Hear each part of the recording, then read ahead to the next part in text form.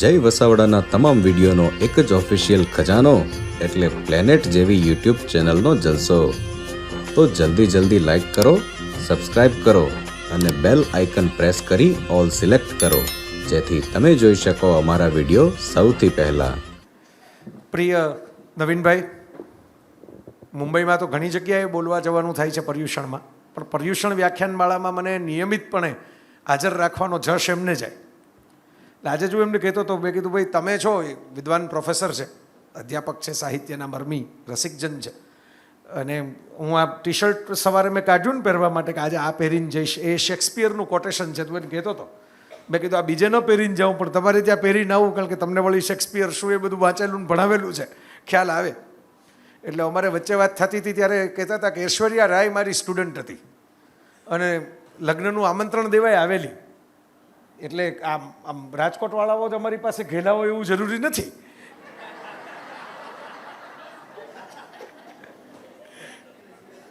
પણ મને ગમે, આમ બહુ વહાલા વડીલ જેને કહેવાય ને એવા વડીલ છે અમારા, જેની સાથે વહાલ કરવું ગમે, જેની સાથે મજાક મસ્તી પણ હું કરું, જેમનું જ્ઞાન પણ એવું અગાધ કે એમનું માર્ગદર્શન પણ મળે અને એમની પરખ પણ એવી.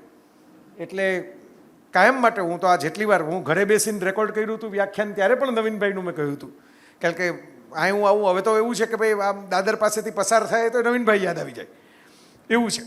એટલે મને ગમતા માણસ છે ને એને કારણે કેટલા બધા બીજા ગમતા મિત્રો મળી ગયા છે, કેટલા બધા સરસ, હવે તો બધા પરિચિત જાણીતા ચહેરાઓ અમારા. અને કેટલાક મિત્રો આવે, કેટલાક ન પહોંચી શકે. હવે યુટ્યુબના એના જમાનામાં પાછું કેટલાક લોકો એમ માને કે ભાઈ લાઈવની શું જરૂર છે, આપણે વિડીયો જોઈ લેશું. પણ લાઈવની પોતાની એક મજા છે. તમે વિડીયોમાં ગમે તેટલી સરસ મજાની ભાખરી જુઓ, એનાથી કંઈ પેટ ભરાતું નથી. એટલે લાઈવની પોતાની એક મજા તો છે જ કોઈ પણ જગ્યાએ. એમ તો ફોટામાં આપણે ફૂલો જોઈ લઈએ તો કેવી મજા આવે, પણ પછી એક ફૂલો હાથમાં લઈને સ્પર્શવાની જે મજા છે એ અલગ છે. પિક્ચરમાં વરસાદ પડતો હોય, થિયેટરમાં બેઠા બેઠા તમે જુઓ એ, અને એકચ્યુઅલ વરસાદ પડતો હોય બાલ્કનીમાં બેઠા બેઠા જુઓ, બંનેની મજા અલગ છે. એટલે મને એ ગમ્યું. આવું તો તમારા બધા માટે કહું છું કે જે લોકો ઘરે બેસા કે ભાઈ ચાલો આપણે યુટ્યુબમાં જોઈ લેશું, એને બદલે જે લોકો અહીં આવીને બેઠા એમને મારે વંદન કરવા પડે ને, એમને સલામ આપવી પડે. અને વિષય મેં મોકલી દીધેલા વિરલભાઈને, ત્યારે હું વિદેશ હતો. એટલે મેં કીધું નવીનભાઈને પહેલાં કહેજો જે એમનો પસંદ હોય ને એ પહેલાં, બાકીના પછી મેં નવીનભાઈને ડાયરેક્ટ મેસેજ કરી દીધો. નવીનભાઈએ પહેલી પસંદગી કરી લીધી વિષયની અંદર, અધૂરા તો મધુરા, અને એમણે જ રાખ્યો છે વિષય. આમ જુઓ તો હવે જુઓ, બીજી જગ્યાએ આ વિષય નથી, કારણ કે થોડો કાવ્યાત્મક વિષય છે. હમણાં ગઈકાલે જ એક ફોટો વાયરલ થયેલો કે શોલે પિક્ચર ફરીથી 50 વર્ષ થયા અને રિલીઝ કરવામાં આવ્યું, અને એમાં લાઈનો લાગી.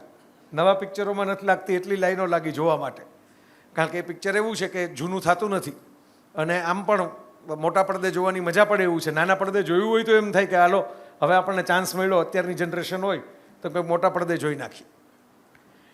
તો શોલેના જે લેખક છે સલીમ જાવેદ, એમાં સલીમ ખાન સાહેબ સાથે એકવાર હું બેઠો હતો, ત્યારે हमने બહુ અદ્ભુત વાત કરેલી. मैंने कि शोले इतनी बड़ी हिट क्यों हुई? ऐसा तो है नहीं कि पहले किसी ने ऐसी फिल्म बनाई नहीं थी. शोले की कहानी मेरा गांव मेरा देश में भी थी. मेरा गांव मेरा देश નામનું એક વિનોદ ખન્ના વિલન હોય, એમાં નામ આમાં ગબ્બર સિંહ છે, તો એટલે જબ્બર સિંહ હતું. એટલે બહુ કંઈ જાજો ફેર નહોતો, કારણ કે એ પ્લોટ તો જૂનો છે, અંગ્રેજી ફિલ્મોમાં આવી ગયેલો પ્લોટ છે કે એક ગામમાં 2-3 ક્રિમિનલોને ભેગા કરવામાં આવે ને એનાથી લડવામાં આવે ડાકુઓની સામે ને એવું બધું. આ બધું કંઈ પહેલાં તો મને કે આ જ પિક્ચર કેમ આટલું અસરકારક છે, આજ કેમ આટલું ચોંટી ગયું? આ વાર્તા કંઈ એવી તો છે નહીં કે ડાકુઓ પહેલી વાર લોકોએ જોયા હતા પડદા ઉપર, અથવા તો એક્શન પહેલી વાર જોયું હતું. આ કહીને એમણે જે વાત કરીને તમને એમ થાય કે આમાં શોલે ક્યાંથી આવી ગયું આખી વાત. એમાં એમણે એમ કીધું કે શોલે इसलिए इतनी यादगार है क्योंकि ये अभावों की कहानी है, અભાવોની કહાની. અને મને કે એમાં કોઈની ગ્રાફ જે છે ને એ પૂરો જ નથી થતો, અને એ છે ને એ પીડા લોકોને ક્યાંક સ્પર્શી ગયા. એક્શન બેક્શન બધું તો ઠીક છે, આખી ફિલ્મના જેટલા પાત્રો છે એ બધે કંઈક કંઈક ગુમાવીને બેઠા છે. કોઈકે પોતાનો જીવ ગુમાવ્યો, કોઈકે વ્યક્તિ ગુમાવી. અમિતાભ અને જયાના એમાં પાત્રો હતા કે જયા કંઈ બોલે નહીં, પણ એક પછી દીવા પ્રગટાવે, કારણ કે એના પતિનું તો લગ્ન પછી તરત જ મૃત્યુ થયેલું છે, અને બંને વચ્ચે પ્રેમ શરૂ થતો અટકી જાય છે, કારણ કે અમિતાભ ગુજરી જાય છે. ધર્મેન્દ્રને હેમા માલિની મળે છે, પણ જે દોસ્ત માટે આખી જિંદગી જીવો એ દોસ્ત જતો રહે છે. ઠાકુરનો આખો પરિવાર જતો રહે છે. કોઈની કહાની પૂરી નથી, બધા અધૂરા છે. અને બધા અધૂરા છે ને એટલે લોકોને બહુ સ્પર્શી ગયા છે. હવે એમણે તો આ શોલેની વાત કરી, પણ મને એ વાત ઉપર વિચાર કરતાં કરતાં થયું કે આ તો વાલ્મીકી રામાયણમાં લાગુ પડે એવું છે. તમે વિચાર કરો, આટલી બધી રઘુવંશના રાજાઓમાંથી રામની વાત આપણને બહુ ગમે છે, કારણ કે રામ અને સીતા મહેલમાં ભેગા રહ્યા ને એના કરતાં વનવાસમાં વધારે ભેગા રહ્યા.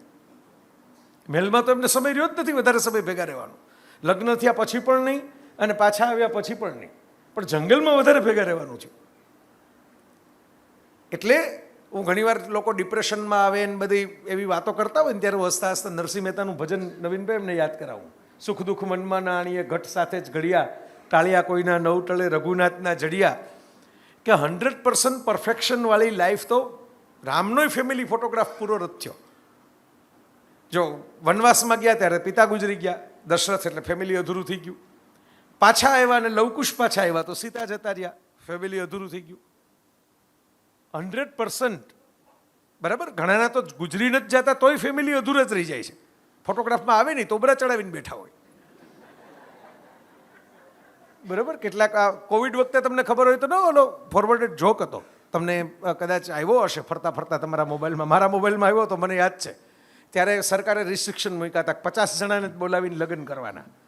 તેમાં કોકે લખ્યું હતું, એવું જોક ફોરવર્ડ કર્યો હતો કે 50 તો રીસાયેલા હોય, તમે આ બધાને આમંત્રણ આપો, એમાંથી 50 તો મોઢા ચડાવીને બેઠા હોય. તમે એને માન આપો, એને ઘરે જાઓ, એની માથાકૂટ દૂર કરો, પ્રસંગમાં આવીને મોઢું ચડાવીને બેઠા હોય. બરાબર, આ શબ્દ જ છે ને. આનું મારે અંગ્રેજી કેમ કરવું? એ બધા વિદ્વાનો બેઠા છે, મને કહો તોબરાનું અંગ્રેજી શું થાય? બરાબર, હવે નવી પેઢી આખી આવી ગઈ. અહીં પણ જુવાન મિત્રો બેઠા છે મારા, ઇંગ્લિશ મીડિયમમાં ભણ્યા હશે, પણ વોટ ઇઝ તોબરા એવું એમાં નહીં આવ્યું હોય. બરાબર, તો આજે છે કે ભાઈ ફેમિલી ફોટોગ્રાફ લોકોના પૂરા નથી. આપણે જેને ઈશ્વર માનીએ છીએ, આપણે ઘણી વખત દુઃખી થઈએ ને કે હાય હાય મારા જીવનમાં કેટલા દુઃખ છે. દરેકની, જેને આપણે પરમાત્મા માનીએ એમની કહાની હોય અધૂરી રહી ગઈ. દાખલા તરીકે કૃષ્ણ કથા છે, કેટલી બધી લોકપ્રિય કથા છે, પણ જન્મતા વેત મા બાપનો ખોળો છૂટી જાય. તમારે મારે આવું નથી થયું આપણા કોઈના જીવનમાં. આપણે અહીં શાંતિથી બેઠા છીએ, આપણા માતા પિતાનો ખોળો આપણને મળ્યો છે, પણ કૃષ્ણને તો માતા પિતાનો ખોળો છૂટી જાય. સુરદાસનું એક સરસ મજાનું ગીત છે, ભ્રમર ગીત. ભ્રમર ગીત જે છે એમાં ગોપીઓ ઉપાલંભ અલંકાર એટલે મેણા મારે છે. આપણે નથી ઓધાજી મારા વાલાને વઢીને કહેજો રે, એ પ્રકારના બધા મેણા માળે છે કે અમે તો ગોળને જેમ કીડીઓ ચોંટી જાય ને એમ ચોટેલી છીએ કૃષ્ણને. પણ કૃષ્ણ જ અમારી સામું જોતા નથી, એ જ એકવાર ગયા પછી પાછા આવતા નથી. તમે આજે પણ વૃંદાવનમાં જાઓ, હું ગયા વર્ષે હમણાં એક વૃંદાવનના કાર્યક્રમ માટે ગયો હતો, તો ત્યાં મને એક પૂજારીજી મળ્યા, એમણે બહુ અદ્ભુત વાત કરી મને કે ये आप आए हो किशन मुरारी के दर्शन करने के लिए, लेकिन याद रखना वृंदावन किशन की नहीं राधा की भूमि है. यहाँ पे जो आता है वो राधा के लिए आता है, ये राधा का गांव है, राधा की भूमि है. किशन तभी यहाँ पे है जब तक राधा यहाँ पे. તો રાધા કૃષ્ણ આપણે આટલી પૂજાતી જોડી, જેના ઉદાહરણો, જેની કવિતાઓ, જેની આટલી બધી આપણે કથાઓ કરીએ, ગીતો ગાઈએ, ગરબા લઈએ એના ગીતોના, લગ્નની અંદર એના સરસ શણગાર મૂકીએ રાધા કૃષ્ણના, એ પણ અધૂરા છે. કારણ કે કૃષ્ણનો પરિવાર તો બીજે થયો, રૂકમણી સાથે થયો. જો આ વાત મેં કીધું ને, મને તો પેલી શોલેમાંથી આ તંતુ પકડો, પણ મેં કીધું કૃષ્ણની કહાનીમાં પણ કેટલી બધી અધૂરપ છે. હા, કૃષ્ણએ વાંસળી એવી સરસ વગાડી કે એને મધુરપમાં ફેરવી નાખી. અને વાંસળી આપણને એટલું તો શીખવે જ છે કે માત્ર ભૂંગળી હોવાથી સૂરના ટહુકા નથી નીકળતા, એમાં છિદ્ર પડે ને પછી જ ટહુકા નીકળે છે. એટલે ક્યાંક વિંધાવું તો પડે પછી જ આપણા સૂર સરખા દુનિયાને દેખાય. જે લોકો ક્યાંક પહોંચ્યા છે ને એ ક્યાંક ને કંઈક કપાયા છે, ક્યાંક ને કંઈક તૂટ્યા છે, ક્યાંક ને કંઈક અધૂરા રહ્યા છે. કોઈકે બતાવ્યું ખુલીને. આ બધી રામ કૃષ્ણ એ બધી કથાઓ તો આપણને મળી. શિવ, આપણે જેને તાંડવ કહીએ છીએ, આપણે જેને શક્તિપીઠ કહીએ છીએ, ભારતમાં તો તમને આવી અનેક કહાનીઓ મળશે. એ તો સતીના મૃતદેહને લઈને શિવે નૃત્ય કર્યું તાંડવ, અને એના જ્યાં જ્યાં અંગો પડ્યા ત્યાં એક એક શક્તિપીઠ અંબાજી ને આ બધી અલગ અલગ અલગ રચાતી ગઈ. એ કહાની અધૂરી રહી, પછી પૂર્ણ થઈ બીજા અવતારમાં શિવ અને પાર્વતીના મિલનથી અને એની જોડીથી. આપણી જેને પુરાતન કથાઓ કહેવાય એમાં પણ આ છે. હું હમણાં પસાર થતો હતો, અત્યારે તો મહારાષ્ટ્રમાં આવો એટલે ગણપતિ માહોલ છે એનો, તો મને ઘણીવાર એવો વિચાર થાય, આપ બધા એવા સરસ સુગ્ન શ્રોતાઓ છો, આપ ક્યારેક વિચારજો, આજે વેસ્ટર્ન વર્લ્ડમાં એવું આવ્યું કે ભાઈ કોઈને બોડી શેમિંગ નહીં કરવાનું, કોઈ ચામડીનો રંગ કેવો હોય એના આધારે ડિસ્ક્રિમિનેશન, ભેદભાવ નહીં કરવાના. એક જમાનામાં ત્યાંય બહુ હતા આ બધા કાળા ગોરાના ને એ બધા. તો એમ કે દરેક વ્યક્તિ એક સરખા છે એવું માનીને જીવવું એ માનવતા છે આ બધું. હવે તમે વિચાર કરો, ભારતમાં તો કેટલી સરસ વાત છે. શ્યામ સુંદર, જે શ્યામ છે એ પણ સુંદર છે. શ્યામ સુંદર. ગણપતિ હાથીનું મોઢું છે, હનુમાનજી વાનરનું મુખ છે, બરાબર, શિવ ભભૂત ચોળીને બેઠા છે, સ્મશાનની રાખમાં બેઠા છે. આપણે ભગવાનોને પણ ભેદમાં એવું નથી રાખ્યા કે આ કાળા છે એના ગોરા છે. યશોમતી મૈયા છે, બોલે નંદ લાલા રાધા ક્યું ગોરી મેં ક્યું કાલા, મેં કાલા, કાળીઓ ઠાકર એવું કહેવાય અમારે કાઠિયાવાડમાં આવો તો. રાજકોટમાં તો પાછળ રિક્ષાની પાછળ લખેલું હોય ઠાકર કરે એ ઠીક. એ ખરેખર એવી રિક્ષાઓથી આઘા રહેવું, કારણ કે તોફાની કાનુડા જેવી જ હોય. એ ડાબી બાજુ પગ આપીને સાઈડ આપે. કહેવાનો મતલબ એ છે મિત્રો કે જ્યાં જ્યાં તમે નજર કરશો, આ સુરદાસના ભ્રમર ગીતની અંદર ગોપીઓ એમ કહે છે કે એકવાર કૃષ્ણ ગયા એ ગયા, બીજી વાર તો રાસ રચવા માટે પાછા આવ્યા જ નહીં. અમે એની યાદોમાં ને યાદોમાં, આજે પણ તમે ગુજરાતમાં તમને ખ્યાલ હશે, રબારીના બહેનો હોય, માલધારી કુટુંબના બહેનો હોય ને, એ કાળી કામળી ઓઠે. તો એક કાર્યક્રમમાં હું ગયેલો, એમાં મને ખબર પડી, એટલે બધા બહેનો બેઠા હતા. હવે સામાન્ય સંજોગોમાં આપણને એવું હોય કે કાળા વસ્ત્રો તો જ્યારે શોકનો પ્રસંગ હોય ત્યારે પહેરવાના હોય. આમ તો બધા તૈયાર થઈને આવ્યા હતા પાછા, રંગબેરંગી બધા વસ્ત્રો, આમ રંગબેરંગી પણ માથે કામળી કાળી. તો એ સમાજનો કાર્યક્રમ હતો. મેં એમના જે પ્રમુખ મારી બાજુમાં બેઠા હતા, મેં કીધું આમ તો બધા સરસ ઘરેણા બરેણા પહેરીને આવ્યા છે, તો આ કામળી શું કામ બધાએ એક જ લાઈનમાં બેઠા હતા બધા, તો આ કાળી કામળી પહેરી છે. મને કે અમારે એવું માનવામાં આવે છે વર્ષોથી, કારણ કે અમે બધા કૃષ્ણના સંતાનો કહેવાય, એના વારસદારો કહેવાય, કે કૃષ્ણ પાછા આવ્યા નથી ગોકુળ છોડ્યા પછી, એટલે અમે એના વિરહમાં કાળી કામળી પહેરીએ છીએ. આટલા વર્ષોથી હજી પહેરે છે. બોલો, આજની તારીખે ટ્રેડિશનલ ડ્રેસ પહેરવાનો હોય, ભણી લીધું હોય, આગળ બધા મોડર્ન કપડાં પહેરે બધું, પણ જ્યારે એમના ટ્રેડિશનલ તહેવારોમાં પહેરવાનું હોય ત્યારે એવા સમાજ ગુજરાતમાં છે કે જે કાળી કામળી પહેરે.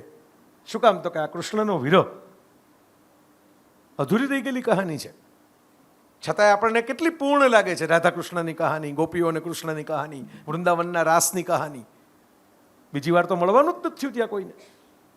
તમે વિચારજો, આ જ્યાં જ્યાં તમે મેં કીધું એમ તંતુ જોડશો ને ત્યાં તમને લાગશે કે આપણા દુઃખનું કેટલું જોર. આપણે નાની નાની વાતમાં દુઃખી થઈએ છીએ. લોકો કેવડી કેવડી વાતની અંદર દુઃખી થયા છે, અને છતાં એમણે હરફ સુદ્ધા ઉચ્ચાર્યો નથી. એમણે ક્યારેય પોતાની અધૂરપ વિશે કકળાટ કર્યો નથી. જે ગમે જગત ગુરુદેવ જગદીશને તે તણો ખરખરો ફોક ગણવો. જેમ મેં નરસિંહ મહેતાને યાદ કર્યા, તો આપણે એમ માનીએ કે કેટલા ચમત્કારો એમના જીવનમાં થયા, પણ એમના જુવાન દીકરાનું મૃત્યુ પણ થયું. ઈશ્વર સંપૂર્ણ જિંદગી કોઈને આપતો નથી. આ વિચિત્રતા લાગે આપણને, પણ આ વાસ્તવિકતા છે. પરફેક્ટ લાઈફ જેને આપણે કહીએ ને, બધાને આ સપનું હોય છે, પરફેક્ટ લાઈફ, બધું પરફેક્ટ જોઈએ. હમણાં ચોમાસું છે અને અમારે ગુજરાતમાં અત્યારે સરસ વરસાદ પડે છે. તમારા મુંબઈ જેવો પડે છે આજકાલ, તો એવો વરસાદ પડે છે. તો કંઈક અમારા મિત્રએ એમના પત્નીને, અમારા ભાભીને એમ કીધું કે ભાઈ તાત્કાલિક ગરમા ગરમ ભજીયા બનાવો, વરસાદ પડે છે. ભાભી કંઈક બીજા કામમાં હશે, થાક્યા હશે, કે પણ વરસાદ પડે ને શું ભજીયા કરો છો, બીજા કામ હોય કે નહીં? બરાબર. એમાં કંઈક ચણભણ થઈ એટલે પતિ જે હતા, ભલે આ તો બે વ્યક્તિ વચ્ચેનો મામલો છે, પણ હવે અમે હાજર હતા એટલે અમારે સાંભળવાનું તો આવે ને ત્યાં. બરાબર. એ લોકો પર્સનલ વાત કરી હોત તો આપણને ખબર ન પડત, પણ હું બેઠો હતો ને વાત થઈ એટલે મને ખબર છે. એટલે પતિએ ખીજમાં એમ કીધું, તારામાં તો મીઠું જ નથી નાખ્યું કોઈ, આટલું કહીએ તો સમજાતું નથી એમ. એટલે એ રસોડામાંથી બહાર આવ્યા. ભજીયા તો ભજીયાને ઠેકાણે રહી ગયા હતા, તાવડો એમને ગરમ થઈ ગયો હતો, એવું હતું. એટલે રસોડામાંથી લોટવાળા હાથે બહાર આવ્યા ભાભી, અને કે મીઠું નથી નાખ્યું એટલે તો તમારે ત્યાં આવી, નાખ્યું હોત તો તમારે કરતા સારા ન ગોઈતા હો તમે. એટલે પછી તો મને એમ થયું કે હવે આપણે અહીં ભજીયાની રાહ જોયા વગર સીધી ભગાય, આ માથાકૂટમાં આપણે પડાય નહીં. પણ હવે જો આમ વાત તો રમૂજી છે ને, હસવું, તમને હસવું આવ્યું એમ મને હસવું આવ્યું હતું. એક બાજુથી આપણને એમ થાય જરાક ક્ષોભ ને સંકોચ થાય, બીજી બાજુથી હસવું આવે. પણ આ સાહજિક સંવાદ આ ઘણાના ઘરમાં એમને એમ થતો હશે કે આજ ઘરમાં થાય એવું નથી, જુદા શબ્દોમાં થતો હોય પણ ચણફણ તો થાય. અને તો જ કંઈક ઘર જેવું લાગે ને, ખખડતું પટકતું હોય તો. બરાબર, હું ઘણીવાર કહું, મારા લેક્ચરમાં હું બોલેલો છું બીજા સંદર્ભમાં, બીજા વિષયમાં, કે હોટલની પથારી હંમેશા ઇસ્ત્રી ટાઈટ હોય, પણ ઘરની પથારીમાં તો મમરાઈ નીકળે. બરાબર, એ ઇસ્ત્રી ટાઈટ ન હોય સંપૂર્ણ, એમાં કંઈક અધૂરપ હોય. બરાબર, એકાદું મોજું નીકળે નાનું છોકરું હોય તો આ નિયમ છે. તમે જોજો, તમે ઓબ્ઝર્વ કરજો, કોઈ પણ નવું આર્કિટેક્ટને ઇન્ટિરિયર ડિઝાઇનરને બોલાવીને તમે નવા મકાનનો પ્લાન કરો ને, એટલે એમાં બધું આમ એકદમ સરસ બધું પ્લાન, પહેલો દિવસ તમે વાસ્તુમાં જાઓ ત્યારે એવું સરસ બધું પ્લાન હોય. એક આમ માની લો કે ટ્રે સરસ મજાની ગોઠવી હોય, એક આમ ટીવીની નીચે એમ આખી પેનલ બનાવી હોય, બધું આમ રિમોટે એક્ઝેક્ટ આમ બાજુમાં માપીને ફૂટપટ્ટી લઈને ગોઠવા હોય, એમ ગોઠવા હોય. બરાબર, પછી એ જ ઘર તમે જોજો મહિના દિવસ પછી, 2 મહિના પછી, પહેલાં તો ઓલી ટ્રે હોય એમાં ચાવી એ પડી હોય. બરાબર, એકાદું જૂનું છાપું પડ્યું હોય, જે કંઈક મૂકવાનું હોય ક્યાં મૂકવું હોય. ઘણીવાર તો ફ્રીજ હોય તો ફ્રીજની ઉપર જ ઢગલો થવા માંડે, એકાદ રમકડું પડ્યું હોય. બરાબર, તો એ પહેલી નજરે અધૂરપ લાગે ને, કે તમને એમ લાગે કે આ શું, આવી કેવી સરસ ડિઝાઇન હતી, પરફેક્ટ ડિઝાઇનને આપણે બગાડી નાખી. પણ એ તો અહીં જેટલા બેઠા છે કોઈ ભાગ્ય જેવું હશે કે એના ઘરમાં આવું નહીં થતું હોય. બહુ પછી પરફેક્ટ ઘરમાં આપણને બીક લાગે. આપણે અંદર ગયા હોય ને પછી આપણને બીક લાગે કે આપણાથી કંઈક અડાઈ જશે, કે આપણાથી કંઈક ડાઘો બાઘો પડી જશે, તો આમાં તો આપણને શરમજનક સ્થિતિમાં મુકાઈ જશું. આ તો બહુ પરફેક્ટ ઘર છે, આમાં તો એકેય વસ્તુ આડી અવળી નથી, તો બધું ચોખ્ખું ચણાક છે. એટલે પાણી પીતા પીતા બીક લાગે કે બે ટીપા નીચે પડી જશે તો ઘરનું શું થશે. તો પરફેક્શન છે ને સ્ટ્રેસ લઈ આવે છે મગજમાં. દરેકને અપેક્ષા તો એમ જ હોય પરફેક્ટ થવું છે, પણ ઈશ્વરે જ જે જીવનની વ્યવસ્થા કરી છે, આ કુદરત કયો, પરમાત્મા કયો, ચૈતન્ય કયો, અસ્તિત્વ કયો, ઈશ્વર કયો, જે કયો એમાં જન્મની સાથે મૃત્યુ આપ્યું છે. એટલે પરફેક્ટ તો લાઈફ નથી જ આપી, કારણ કે ફૂલ પોઈન્ટ તો આપ્યો જ છે, એન્ડિંગ પોઈન્ટ તો આપ્યો જ છે. પરફેક્ટ તો એને કહેવાય જે અમરત્વ હોય, પણ અમરત્વની એવી કહાનીઓ રચાણી છે કે અમરત્વવાળા દુઃખી થાય. કારણ કે તમે અમર થાઓ પણ બાકીનું અમર થવું જોઈએ ને તમારી ભેગું. તમને એકલો અમરપટ્ટો મળે ને તમારી સાથે કામ કરનારા, વાત કરનારા, તમને ગમનારા મિત્રો, પાડોશીઓ બધા જ ગાયબ થઈ જાય, તો એવા અમરપટ્ટાને શું કરશો? આવું બને, ઉલટાનો અમરપટ્ટો એકલતાનો શ્રાદ્ધ થઈ જાય, આવું થાય. એટલે આ બહુ ઇન્ટરેસ્ટિંગ વાત છે કે આ અધૂરપ જે છે ને એ ઉપરવાળાનું નિર્માણ છે. પરફેક્શન છે ને એ માણસની કલ્પના છે. બધું આદર્શ જ હોવું જોઈએ, બધું ઉત્તમ જ હોવું જોઈએ, બધું બેસ્ટ જ હોવું જોઈએ. આમ ઘણાને ના મગજમાં પહેલેથી ઘુસાડી દીધું હોય, બેસ્ટ જ કરવાનું, એમ બેસ્ટ કોલેજમાં જ એડમિશન લેવાનું, બેસ્ટ કાર જ લેવાની, બેસ્ટ કપડાં જ લેવાના, પછી ગ્રેજ્યુઅલી ધીરે ધીરે એને કારણે બેસ્ટ દેવું થાય. બરાબર, એના બેસ્ટ હપ્તા ભરવા પડે. કારણ કે આમાં કંઈ સમાધાન હું તો અમે એમ કરતા જ નથી. એમ શાબુદ્દીનભાઈ, નવીનભાઈ તો એમને બોલાવ્યા જ હશે કદાચ વ્યાખ્યાનમાળા, મને ખબર નથી, તમે શાબુદ્દીન રાઠોડ કે ભીખુદાન ગઢવી કે એવા કોઈ આવ્યા છે કે નહીં અહીં. પણ એનો બહુ જૂના જમાનાનો જોક હતો, તમને યાદ હોય તો, કે ઓલા ભાઈ એમ કે બહુ આમ ટટ્ટાર ચાલતા, અમે એવું શું કર્યું છે કે અમે નીચું જોઈને ચાલીએ, નીચે ખાડો આવ્યો, ઠેસ આવી પડી ગયા. બરાબર, તમે બહુ અક્કડ થઈને ચાલો, બરાબર, તો બહુ અક્કડમાંય મજા નથી. આ બહુ સમજવા જેવી વાત છે. હવે તો જો લિનનના કપડાનો ટ્રેન્ડ છે, એટલે ચોળાયેલા કપડાનો ટ્રેન્ડ છે. જે ગાંધીજીના જમાનામાં ખાદી ચોળાયેલી લાગતી, બધા લોકો પહેરતા નહોતા કે આ તો ખાદી તો ચોળાઈ જાય. હવે તમે જોજો ચોળાયેલા કપડાં એ પ્રીમિયમ ગણાય. આ બધા ફિલ્મ સ્ટારોની બધા મોટી મોટી પાર્ટીઓમાં બધા ચોળાયેલા કપડાં પહેરીને આવે, સળ પડતા હોય એવા કપડાં પહેરીને આવે, કારણ કે એ તો ઓરિજિનલ કોટન ગણાય. ઓરિજિનલ કોટન તો એકદમ ઓર્ગેનિક ગણાય. આપણે જે ઓરિજિનલ કોટન જે મળતું હતું સસ્તા ભાવમાં, એને વીકી પીકી નાખ્યું. બરાબર, આ જે છે આપણને જે મોહ છે, દુનિયામાં કેવડી મોટી કોસ્મેટિક ઇન્ડસ્ટ્રી ચાલે છે. આ કેટલી બધાને પોતાનો ચહેરો સરખો કરવો છે, બધાને પોતાના વાળ સરખા કરવા છે. બરાબર, બહુ મોટી અબજો કરોડની ઇન્ડસ્ટ્રી ચાલે છે. અબજો કરોડ, આઈ રિપીટ. દુનિયાની સૌથી મોટી ઇન્ડસ્ટ્રીઓમાંની એક છે કોસ્મેટિક ઇન્ડસ્ટ્રી. આપણને કોઈ એમ કહે કે પ્રદૂષણ થાય છે એટલે આપણને પહેલી નજરે પ્રદૂષણ શબ્દ સાંભળીને કાર ને ટ્રક ને પ્લેન ને એ બધું મગજમાં આવે, પણ દુનિયામાં સૌથી વધારે પ્રદૂષણ કોસ્મેટિક્સ માટે થાય છે, કારણ કે એ પેટ્રોલિયમ પ્રોડક્ટ છે મોટા ભાગની, પરફ્યુમથી શરૂ કરી અને કોઈ પણ. અને એ પેટ્રોલિયમ પ્રોડક્ટ માટે કેટલું બધું પેટ્રોલ છે એ વપરાતું હોય છે, કેટલું બધું પાણી વપરાતું હોય છે. એક લિપસ્ટિક બનાવવા માટે કેટલાય લીટર પાણી વપરાઈ જતું હોય છે ફેક્ટરીઓમાં. તો કોસ્મેટિક ઇન્ડસ્ટ્રી શું કામ ડેવલપ થઈ? આ ફોટોશોપ શું કામ ડેવલપ થયું ઇન્ટરનેટમાં? તમે છો એનાથી વધારે રૂપાળા દેખાવું છે બધાને, છીએ ને એમાં બધાને મજા નથી આવતી. એમાં ફિલ્ટર બિલ્ટર મારવાના, થોડાક કરેક્શન કરવાના, બરાબર. અને એ કરેક્શન પછી તમને એમ લાગે કે હવે આ પરફેક્ટ લાગે છે. એક ડિસ્કવર નામનું સાયન્સ મેગેઝિન બહાર પડે છે અમેરિકામાં, અને ડિસ્કવર સાયન્સ મેગેઝિને એક વખત કોમ્પ્યુટરાઇઝ રીતે પરફેક્ટ બ્યુટી, કે નાક આવું જ માપમાં હોય, કાન આવા જ માપમાં હોય, વાળ આવા જ હોય, પરફેક્ટ બ્યુટી, એવું કોમ્પ્યુટરને આદેશ આપ્યો. હવે છે ને એઆઈ, આર્ટિફિશિયલ ઇન્ટેલિજન્સ, તમે કયો એવું બનાવી દે. તો કોમ્પ્યુટરને આદેશ આપ્યો કે પરફેક્ટ શેપની આંખ, પરફેક્ટ શેપનું નાક, પરફેક્ટ શેપના દાંત, બધું સાહિત્યમાં જે વર્ણન આવે એવું સુંદર ચહેરો બનાવો. કોમ્પ્યુટરે ચહેરો તો બનાવી દીધો, પણ એ ચહેરો એ લોકોએ કવર ઉપર છાપ્યો હતો. એ બિલકુલ પરફેક્ટ નહોતો લાગતો ને બિલકુલ બ્યુટીફુલ નહોતો લાગતો. હવે એ તો ફોરેનનું મેગેઝિન હતું એટલે એને બાજુમાં મેરિલિન મનરોનો ફોટો છાપ્યો હતો, જે એક જમાનામાં બહુ જ સુંદર અભિનેત્રી ગણાતી. હવે મેરિલિન મનરોના ફોટામાં બતાવ્યું હતું કે આંખ એની થોડીક ઝીણી છે, ગાલ થોડાક ઉપસેલા છે. હવે એ પરફેક્ટ નહોતું, એની હાઇટ પણ થોડીક ઓછી હતી, છતાં લોકોને એ બહુ સુંદર લાગતી હતી. આપણે મધુબાલા, હવે મધુબાલા જે છે તો એને તો હૃદયની બીમારી હતી એટલે એનું પણ બહુ વહેલું અવસાન થયું. પણ એની એ તમે જુઓ તો મોફાડ, જેને આપણે ગુજરાતીમાં કહીએ, એ મોટી છે. તમે જો મધુબાલાના પિક્ચર કે ફોટા જોયા હોય તો અલ્ટિમેટ બ્યુટી ગણાય ભારતીય સિલ્વર સ્ક્રીન ઉપર આવેલી, પણ 100% પરફેક્ટ ન ગણાય. તો 100% પરફેક્ટ છે એ આપણા સપનાઓમાં હોય છે જીવનમાં, વાસ્તવિકતામાં નથી હોતું.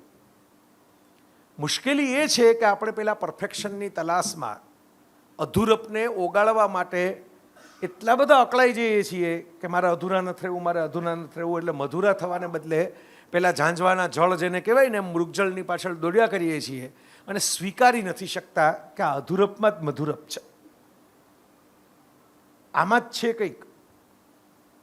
જે કહાનીઓ અધૂરી રહી જાય છે એ યાદગાર રહી જાય છે. એ પૂર્ણ થઈ હોત તો એટલી યાદગાર ન હોત, અધૂરી છે. તમે જોજો, જે પ્રેમીઓના લગ્ન થઈ ગયા હોય ને એમાં બહુ, મેં તો આખું વાક્ય પૂરું નથી કર્યું હજી લગી, બરાબર. તો તમને નાનકડો ટૂચકો કહો આ વસ્તુ સમજાવો. એટલે આમ તો તમે સમજી જ ગયા છો, બરાબર. પણ જે 2-5 જણા ન સમજાવો એના માટે, કે એક મિત્રે બીજા મિત્રને ફોનમાં એમ કીધું કે પહેલાં તો યાર સવારના પોરમાં, સાંજે, રાતના તારી કેવી સરસ મજાની શાયરી આવતી, હવે તો શાયરીના મેસેજ જ બંધ થઈ ગયા તારા. એટલે કે જેના માટે લખતો તો એના લગ્ન થઈ ગયા. અરે કે ઓહો બહુ ખરાબ કહેવાય એમ કે, તો દર્દીલી શાયરીઓ લખતો જા, લગ્ન થઈ ગયા તો. અરે કે મારી સાથે જ થયા છે, હવે શાયરી લખવાનો મૂડ જ નથી આવતો લગ્ન થઈ ગયા પછી. એટલે ન મળે એ રોતા હોય છે ને મળી ગયા એ રોતા હોય છે, એવું છે. તો કારણ કે અધૂરપને મધુરપમાં કેમ ફેરવવું ને, આ તો આવા તો ઉદાહરણોનો આપણે ઢગલો કરી શકીએ જેટલા થાય એટલા. એ કળા આપણને શીખવાડવામાં નથી આવી. નવીનભાઈ અધ્યાપક છે, હું કોલેજમાં થોડો સમય ભણાવી ચૂક્યો છું અને હજી એ ભણાવું જ છું. આમ તો ખાલી વર્ગ જુદો જુદો થતો જાય છે દર વખતે. મારું નિરીક્ષણ છે કે આપણે આપણી એજ્યુકેશન સિસ્ટમમાં એક બહુ મોટી ખામી છે કે આપણે છોકરાઓને પરફેક્શનના એટલા બધા ગુલામ બનાવી દઈએ છીએ કે રિજેક્શનનું પેઇન હેન્ડલ કરવાની તાકાત જ એનામાં રહેતી નથી. જૂના જમાનામાં શું હતું કે ભાઈ બહુ આટલું ભણવાનું મહત્વ નહોતું. અમારે એક ડૉક્ટર છે વડોદરામાં, આરબી ભેસાણિયા, નામ સહિત કહું છું એટલે ક્રોસ ચેક કરી શકો કે આગળ ગપ્પું નથી. ENT સર્જન છે, સારા વક્તવ્યોના આયોજન કરે છે. ઓશો રજનીશનું પ્રવચન ઘણા વર્ષો પહેલાં એમણે રાખેલું જુવાન ઉંમરે, ત્યારથી એમને આ છંદ લાગ્યો કે ભાઈ આ કરીએ. તો ભેસાણીયા સાહેબ કહેતા કે ભાઈ અમે મેડિકલમાં ભણ્યા, એમાં કોઈને આપઘાતના વિચાર ન આવતા, કોઈને આવું બધું ડિપ્રેશનની દવાઓ ન ખાવી પડતી, સાયક્રિયાટિસ્ટની થેરેપી ન લેવી પડતી. અત્યારે જે છોકરા છોકરીઓ ભણે છે મેડિકલમાં એને તો એટલો બધો મનમાં ભાર થઈ જાય છે ને બ્રેક લેવો પડે છે ને ફરવા જતું રહેવું પડે છે ને. શું કામ? કારણ કે અમારા મા બાપા ભણતા, ગામડામાં ખેતી કરતા. અમે ઘરે જઈએ ત્યારે એને એટલી જ ચિંતા હતી કે તું રોટલા ખાશો સરખા કે નહીં, બરાબર, કયું સેમેસ્ટર ને કેટલા માર્ક એમાં એને કંઈ ખબર પડતી નહીં. ખબર પડતી નહીં, અમારી પાસે કોઈ પ્રેશર જ આવ્યું નહીં. અમારે એવા મિત્રો હતા જે 3 વર્ષ ફેલ થયા તો એના મમ્મી પપ્પા એમ માન્યું કે આ 7 વર્ષનો કોર્સ હશે.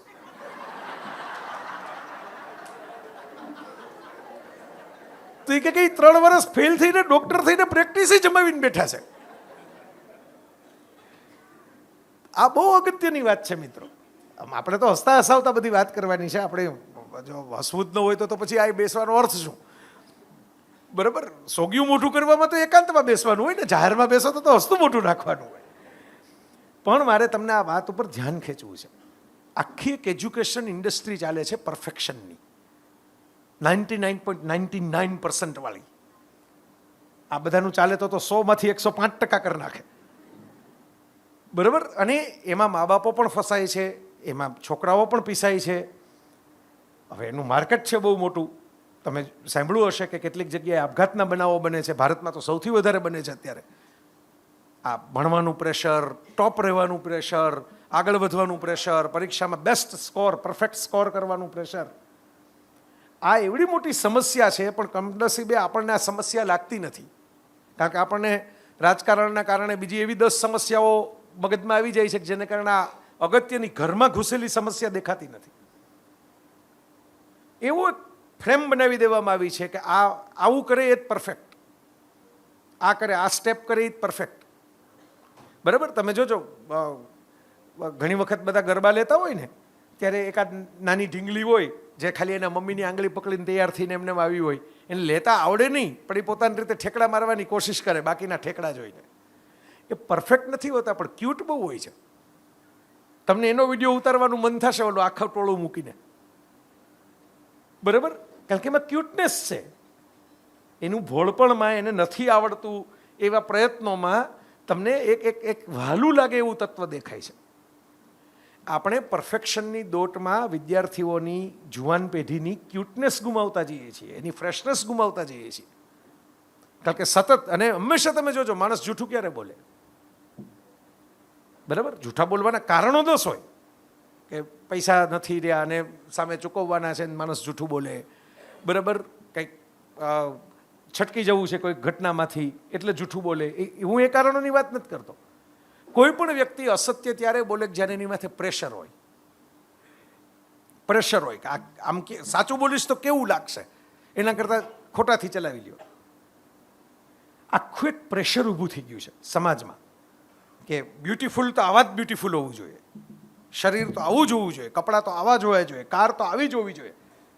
આમ સ્ક્રેચ પડે તો એમ કે મોબાઈલ, મેં એવા લોકો જોયા છે કે આમ એક સ્ક્રેચ પડ્યો હોય, મેં એવાય જોયા છે કે આખો સ્ક્રીન તૂટી ગયો હોય એ મોબાઈલ હલાવતા હોય 2 વર્ષ, કે આપણે તો જોવાથી કામ ને આટલું તો આપણને જ દેખાઈ જાય છે ને બાકીને ક્યાં દેખાડવું છે, એવું કંઈ ચલાવતા હોય. મેં એવાય લોકો જોયા છે કે એક સ્ક્રેચ પડે એટલે નવો નકર મોબાઈલ કાઢી નાખે, ઇટ્સ થ્રો અવે કરી નાખે કે એને હું આવી રીતે ન વાપરું, એમ મારે તો આમ પરફેક્ટ, બરાબર. આ જે વાત છે એનું પ્રેશર મારે તમારું ધ્યાન એ ખેંચવું છે મિત્રો કે આપણે જો આની મધુરપ નહીં સમજીએ અધુરપમાં તો આખો સમાજ સાયકોલોજીકલી ડિપ્રેશનમાં આવી જશે ગ્રેજ્યુઅલી.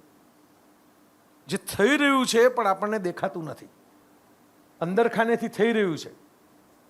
કારણ કે દરેક માણસને એમ છે કે આ પરફેક્ટ લાઈફ જીવે છે ને મારી લાઈફ તો બોગસ છે. આપણે ઇન્સ્ટાગ્રામમાં થોડીક વાર આંટો મારીએ, ફેસબુકમાં થોડીક વાર આંટો મારીએ એટલે આપણને એમ લાગે કે ઓહો બાકીના જ બધે જલસા જ કરે છે આ જીવનમાં, આપણે જ દુઃખ છે બધા, આપણે જ પેટમાં ગડબડ થઈ ગઈ છે, આપણે જ ખીચડી ખાઈને સૂઈ જવાનું છે. પણ હવે એ જે જલસા કરે છે એ કાં તો સ્પોન્સર્ડ હોય છે કાં તો 10 જણાની ટીમ હોય છે. હમણાં એક ઇટાલિયન હિરોઈનનો એક સરસ ઇન્સ્ટાગ્રામનો વિડીયો હતો. એણે એમ કીધું તમે જે મને જોવો છો ને, પછી એણે શૂટ આમ પાછળ બતાવ્યું કે 22 જણાનો સ્ટાફ છે મારી વાળની લટ સરખી કરવાથી માંડીને કપડા ઉપર આ ખભા ઉપર જે કપડું હોય એ સરખું કરવા સુધીનો 22 પીપલ. તમે મને 1 મિનિટ માટે જુઓ છો, સરસ વિડીયો હતો, મને ગમ્યો. ઇટાલિયન લેંગ્વેજમાં હતો, નીચે સબટાઇટલ હતા ઇંગ્લિશમાં. એટલે મેં તો એમ જોયું કે આ મારે એમ કે ખાસ કેવું છે, કારણ કે તમારા ઘરમાં મારા ઘરમાં જે દીકરીઓ હોય એને એમ થાય કે ઓહો આવી જ લાઈફ હોય, પણ આ પ્રકારના કપડાં કે આ પ્રકારની સાડી માટે 2 જણા જોઈએ જે પાછળથી ઉચકીને ચાલતા હોય, તો તમે આ ડ્રેસ પહેરી શકો, તો તમે આ મેકઅપ કરી શકો. 5 જણા અરીસો લઈને ઊભા હોય, 2 જણા નેપકિન લઈને ઊભા હોય. તમને જે દેખાય છે એ પરફેક્ટ કરવામાં આવેલું પિક્ચર છે, પરફેક્ટ પિક્ચર નથી. આ કોઈ પણ આ પૈસાદાર વ્યક્તિ માટે પણ લાગુ પડે છે, ખાલી સુંદરતા માટે જ લાગુ પડે છે એવું ન માનતા. આ સફળતા માટે પણ લાગુ પડે છે. બરાબર, મેં તમને કીધું ને કે ભાઈ 100% પરફેક્ટ પેપર કોઈ લખી શક્યું નથી આ જગતમાં. ક્યાંક ને ક્યાંક અધૂરપ રહી જ ગઈ હોય, અને એની તો મજા છે. એની તમે એમ કહો કે ભાઈ મારે એવી રોટલી કે એવી ભાખરી કે એવો રોટલો ચળવવો છે કે જેમાં એકે કાળો સ્પોટ જ ન હોય. કાળા તલ વગરનું તો તમારું મારું શરીરે નથી બનાવ્યું ભગવાને. બરાબર, ભાખરી સરસ થાય, તમને ભાવે એવી થાય, રોટલો સરસ થાય, તમને ભાવે એવો થાય, પણ એમાં 5 કાળા ટપકાઈ હોય, કારણ કે ચૂલે ચડે તો થાય ને. ચૂલે ચડ્યા વગર કેવી રીતે થાય? તો કાચો લોટ થોડો ખાવાનો હોય, એ પરફેક્ટ લાગે. લ્યો, આ સમજજો મિત્રો, આખા વિષયનો સાર જે લઈ જાવો છે ને મારે, આ બાજુ લઈ જાવો છે. એટલે અધૂરા મધુરા, અધૂરા છીએ તો જ મધુરા થવાનો ચાન્સ છે. પેલું નથી બહુ સરસ મજાનો રોમેન્ટિક કોટ હતું કે ભગવાને આંગળીઓ વચ્ચે જગ્યા એટલે રાખી છે કે તમે કોઈનો હાથ એમાં પરોવી શકો. એટલે તમને એમ લાગે કે અધૂરપ છે, પણ ખરેખર એ તો મધુરપ છે. તમે કોઈની સાથે જોડાઈ શકો. પેલો રજનીશે એમના પ્રવચનની અંદર એક સરસ વાત કહેલી કે સ્વર્ગ અને નરકનો તફાવત શું? તો કે બધાનો હાથ બાંધી દેવામાં આવ્યો, અને ચમચો હાથ સાથે બાંધેલો હતો અને કટોરામાંથી ખાવાનું હતું. નરકમાં જે હતા એ બધા આવામાં પ્રયત્ન કરે ને વાટકા ઢોળી નાખે, પણ ખાઈ ન શકે, કારણ કે બાંધેલા હાથના ચમચા કેવી રીતે મોઢામાં જાય. અને જે સ્વર્ગમાં હતા એ પોતે ન ખાઈ શકે, પણ બાજુવાળાને ખવડાવે, ને બાજુવાળો આ બાજુને ખવડાવે. હાથ વળે નહીં, પણ હાથ લાંબો તો થાય ને. અહીંથી બાંધેલો હોય ચમચો તો હાથ વળે નહીં મોઢા બાજુ, પણ સામેના બાજુમાં મોઢા બાજુ આમ તો થાય ને. જે પોતાની અધૂરપને બીજાની મધુરપમાં ફેરવવાની કોશિશ કરે છે એ સ્વર્ગ છે, અને જે પોતાની અધૂરપને કારણે પોતે ને પોતે દુઃખી થયા કરે છે એ નરક છે. એના માટે સ્વર્ગ નરકની બીજી કલ્પનાઓની જરૂર નથી. આ બહુ ઇમ્પોર્ટન્ટ વાત છે. મેં કેટલાય લોકો જોયા છે કે જેમનું જીવન અધૂરપમાં ગયું હોય, પણ પોતે મધુરપમાં ફેરવી નાખ્યું હોય બીજા માટે ઘસાઈને. એમના જીવનમાં દુઃખો હોય, એમના જીવનમાં પીડા હોય. કોઈ કે પોતાનું સંતાન જુવાન ગુમાવ્યું હોય, પછી કોઈ ફાઉન્ડેશન બનાવ્યું હોય એની સ્મૃતિમાં, અને એના જોડે કેટલા બધા કામ સારા કર્યા હોય, કેટલા દર્દીઓની સેવા કરી હોય, કેટલા લોકોને ભણવા માટેને પૈસા આપ્યા હોય. એટલે આમ જુઓ તો એના જીવનમાં એક અધૂરપ આવી ગઈ કાયમ માટેની. પણ એ અધૂરપ ઉપર સતત રોઈને માથા પછાડવાને બદલે એમણે બીજાનું, એનું શ્રેષ્ઠ ઉદાહરણ છે અંગદાન. આ મુંબઈમાં આપણા જ એક જૈન મિત્ર જેમણે પિક્ચર બનાવ્યું હતું શીપ ઓફ થિસિયસ, કદાચ કોઈએ જોયું હોય તો, જેમાં એક વ્યક્તિ ગુજરી જાય તો એને કારણે જો સમયસર નિર્ણય લ્યો તો 2 જણાની આંખ, 2 જણાની કિડની, કોઈને લીવર, કોઈને હાર્ટ, કેવી રીતે એને ફાયદો થાય. આમ જુઓ તો તમે તમારા સ્વજનનો મૃતદેહ જોઈ રહ્યા છો, એટલે એ તો તમારા જીવનની પરમાનન્ટ અધૂરપ થઈ, કારણ કે જીવન તો કોઈ આપણે પ્રાણ ફૂંકી નથી શકતા. પણ એની સામે એક જીવનમાંથી 8 જીવન છે એમાં તમે અજવાળું કરી શકો છો, ધારો તો. ઓર્ગન ડોનેશન જેને કહેવાય. તો આ એક અધૂરપ છે, પણ એ અધૂરપને કારણે બીજાના જીવનમાં મધુરપ આવે છે. મારી સાથે આ વખતે નથી, દર વખતે એક મિત્ર આવે, હિતેશ, નવીનભાઈ ઓળખે, ઓલું પુસ્તકો લઈને જે નીચે બેઠો હોય, એ મારો જૂનો મિત્ર છે, એટલે મિત્ર ભાવે આવતો હોય. આ વખતે નથી એટલે તો લઈ આવ્યો નથી આવું, પણ એટલે બહારગામ ગયો છે. એને કિડની ટ્રાન્સપ્લાન્ટેશનનું ઓપરેશન કરાવેલું છે, અને બેન બ્રેન્ડેડ થઈ ગયા જે લગ્નમાં આવ્યા હતા સુરત, અને ત્યાં કંઈક ચક્કર આવ્યું, સ્ટ્રોક આવ્યો અને ગુજરી ગયા. તો એની કિડની આને મળી. એટલે એક બાજુ કેવો દુઃખનો પ્રસંગ હોય, કોઈક લગ્નમાં આવ્યું હોય અને અચાનક ગુજરી જાય તો એના સ્વજનોમાંથી કેવો આઘાત લાગે. એની સામે એક વ્યક્તિ આખી જીવી ગઈ, જે તમે અહીં જોઈ શકો, હું જોઈ શકું, હું મળી શકું, વાત કરી શકું, એવી વ્યક્તિ. આવું અંગત વાત એટલા માટે નથી કહેતો કે કોઈની અંગત કહાનીઓ આપણે ચર્ચવી છે. હું એટલા માટે કહું છું કે આ બહુ સમજવા જેવી વાત છે કે એક બાજુ કંઈક દરવાજો બંધ થાય અને એનું દુઃખ ને એની અધૂરપ આપણને પીડતી હોય ને, તો જો તમે એની એંગલ બદલાવો ને તો એ બીજી બાજુ મધુરપનો ફેલાવો પણ થઈ શકે. તમે વિચારજો, કેટલાક લોકો અમુક બાબતમાં માની લો કે ભણી ન શક્યા. સચિન તેંડુલકર છે, એનો 12મા બોર્ડમાં નંબર ન આવ્યો, પણ બોર્ડમાં નંબર આવેલા એના સમયના કોણ હતા એનું નામ આપણને ખબર નહીં હોય. સચિનનું નામ હજી રિટાયર થઈ ગયા પછી એ ખબર છે. ક્યારેક તમે કોઈ વાતમાં રિજેક્ટ થાઓ, કોઈ વાતમાં તમને ત્યારે બહુ પેઇન થાય કે આપણે રિજેક્શન થઈ ગયું, તમને અધૂરપ લાગે તમારી જાતમાં. અને દુનિયાનું સૌથી મોટું ડિપ્રેશન એ છે કે માણસ પોતાની જાતને જ ધિક્કારવા માંડે, પોતાની જાતને નફરત કરવા માંડે. આ સૌથી મોટું ડિપ્રેશન છે જગતનું. એને પોતાની સાથે હું ઘણી વાર કહું કે તમને તમારી જ કંપનીમાં મજા ના આવે, બીજાને તમારી કંપનીમાં કેવી રીતે મજા આવશે? તમે જ જો તમારી સાથે રહી નથી શકતા.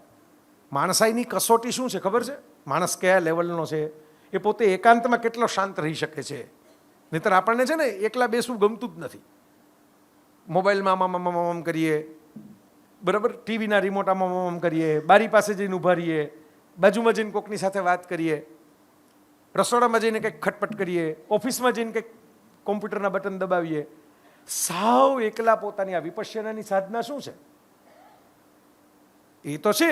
મહાવીર શું કામ જંગલમાં જતા રહ્યા હતા? એટલા માટે તો જતા રહ્યા કે મારે કોઈ જ નથી જોતું, હું અને મારી જાત. અને પોતાની જાતમાં જે ઉતરી શકે, પોતાની જાતની અંદર જે એકાકાર થઈ શકે, એ તીર્થંકર થઈ શકે. આટલી સિમ્પલ અને સાદી વાત છે, પણ લોકોને અઘરી લાગે છે, કારણ કે જાતને જ ફેસ કરવી નથી ગમતી. બરાબર, ગીત સંગીત ચાલુ હોય, વાતો ચાલુ હોય, ત્યાં લગી બધું જીવતું લાગે, પણ સન્નાટો થઈ જાય. જે સન્નાટામાં આપણા તીર્થંકરો રહ્યા, એ સન્નાટો જે છે એમને આકરો લાગે છે, એ જે જીરવી જાય એ તપસ્યા છે. તો અધૂરામાંથી મધુરા બનવાની તપસ્યા માનવ સમાજ જ્યાં લગી કરશે નહીં, ત્યાં લગી ગડબડ રહેવાની. આ બહુ અગત્યની તપસ્યા છે. મેં કીધું એમ, ઈશ્વરે કોઈની માથે પરફેક્ટ લાઈફ નાખી નથી. જીવન બધા સાથે કંઈક ને કંઈક અન્યાય કરે જ છે. બરાબર, તમે એમ કહો કે નાના હોય કંઈ, આ મુકેશભાઈ નીતાબેન જુઓ કેવી સરસ છોકરાના લગ્ન કર્યા, કેટલું પરફેક્શન, કેટલા બધા પૈસા. પણ તો જુઓ, આમ તમે કહો ને જુઓ તો જુઓ, મુકેશભાઈ છે એટલા બધા રૂડા રૂપાળા દેખાય છે, રિતિક રોશન જેવા. ભલે રિતિક રોશન અહીંયા પીરસવાય આવતો હશે, કાંઈક તો બાકી રહી જ જાય ને. બધું તો ન જ હોય તમારી પાસે. બરાબર, તમે એવી વસ્તુ કોઈથી બની જ નથી. આઇન્સ્ટાઈન, આલ્બર્ટ આઇન્સ્ટાઈન દુનિયાના સૌથી વધારે જીનિયસ કહેવાય એવા સાયન્ટિસ્ટમાંના એક વખત એમની ભાણેજ માટે, એનો જન્મદિવસ હતો, નાનકડી ભાણેજ, એના માટે રમકડા લેવા માટે ગયા સ્ટોરમાં, બર્થડે ગિફ્ટ તરીકે. અને એમાં અંગ્રેજીમાં એક પઝલ છે, લોઇડ પઝલ. એ લોઇડ પઝલ છે ને, એ પૂરી ન થાય. કદાચ તમે નાનપણમાં જોયું હોય, મેં જોયેલી છે. એક ચોકઠું હોય અને ચોકઠાની અંદર આંકડાઓ આમ કરવાના હોય, જે આમ તમે ગમે એટલું મથો એ આમ સળંગ લાઈનમાં આવે જ નહીં. એ અધૂરી, એ પઝલ બનાવવામાં જ એવી રીતે આવી છે કે પૂરી થાય જ નહીં. એટલે આઈન્સ્ટાઈને એ સિલેક્ટ કરી. એટલે પહેલાં વેચવાવાળાને તો ખબર કે આવડા મોટા સાયન્ટિસ્ટ આવ્યા છે આપણી દુકાનમાં. એટલે એણે એમ કીધું કે સર, આનાથી વધારે સારા રમકડા અને પઝલ ને બધું આપણી પાસે છે. આ તો બાળકને નહીં મજા આવે, કારણ કે આ તો એને રમીને કંટાળી જશે ને, કારણ કે આ તો પૂરી નથી થતી, આનું સોલ્યુશન નથી. એટલે આઈન્સ્ટાઈને હસતા હસતા કીધું કે એટલે જ મારે એને આ દેવી છે. એને આ ઉંમરથી જો હું ટ્રેન કરી શકું કે લાઈફમાં બધા પ્રોબ્લેમના સોલ્યુશન નથી હોતા, ક્યારેક સ્વીકાર એ જ સમાધાન હોય છે. તમે પ્રોબ્લેમનો સ્વીકાર કરો ને કે જે છે એ આ છે, આની સાથે આપણે જીવવાનું છે, તમે એનું સોલ્યુશન નહીં લઈ આવી શકો. એનો ઉકેલ નથી. ઉકેલ પાછળ ઉલટાના પછી ઉકેલના માટે ધૂતારાવા મળે લોકોને. એવા નથી મળતા કે હું તમે આ બસ આવું એક પાણીની બોટલ તમને આપી દઉં, જાઓ કાલ બધું સોલ્વ. આવા લોકો હોય છે. બરાબર, તમને એમ થાય કે બધું આ તો બહુ સારું કહેવાય. તમે જોજો, આમ વજન ઉતારવા માટેના મોટા ભાગના બધાને જે માર્કેટ ચાલે છે ને, એવી જ ચાલે છે જેમાં તમારે શ્રમ કરવાનો ના આવે. એટલે હું હસતા હસતા કહું કે ગ્રીન ટી પીવાથી વજન ઉતરે, પણ જો તમે પત્તી જાતે તોડવા જાઓ તો. શરબતની જેમ ઘરે હલાવીને પી જાવ તો ન ઉતરે. બરોબર, તો જેમાં શ્રમ ન કરવો પડે. ઘણા નથી કહે આ પાવડર છે, એમ કે આ પાવડર તમે 1 મહિનો ખાવ ને એટલે 5 કિલો ઘટી જશે. બરાબર, ઘટી જાય 5 કિલો, તમારા ગજવામાંથી ઘટી જાય, શરીરમાંથી ઘટવાને બદલે. એટલે માણસ પોતાની અધૂરપ જે છે એ છુપાવવા માટેનું આખું, જેમ કોસ્મેટિક્સનું માર્કેટ છે એમ આવા ઘણા ધુતારાઓનું એ માર્કેટ છે કોઈ પણ જગ્યાએ.